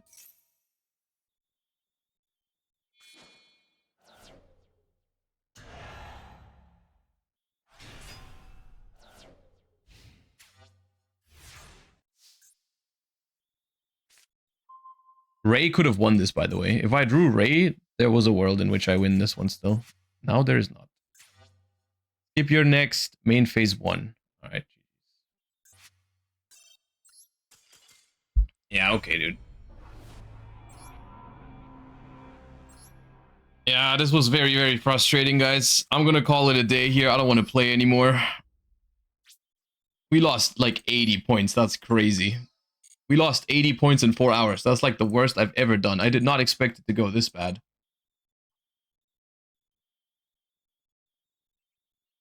I guess that was an experiment that didn't go well. Alright, you guys. I will see you tomorrow for the EU versus Asia Challenger Cup. We're going to see some new pack tournament gameplay tomorrow. Hope you all have a wonderful rest of your day. Hope the rest of your day is going better than my start to the day. Thank you all so much for watching. And I guess we'll have to wait for Fallen and the Virtuous until we can play Sky Striker and Master Duel. And even then, I don't know if that's going to make enough of a difference. But yeah, it is what it is. We tried, we failed, now we rest. It is what it is. I'll see you tomorrow. Thank you for watching. Have a wonderful rest of your day. Bye-bye.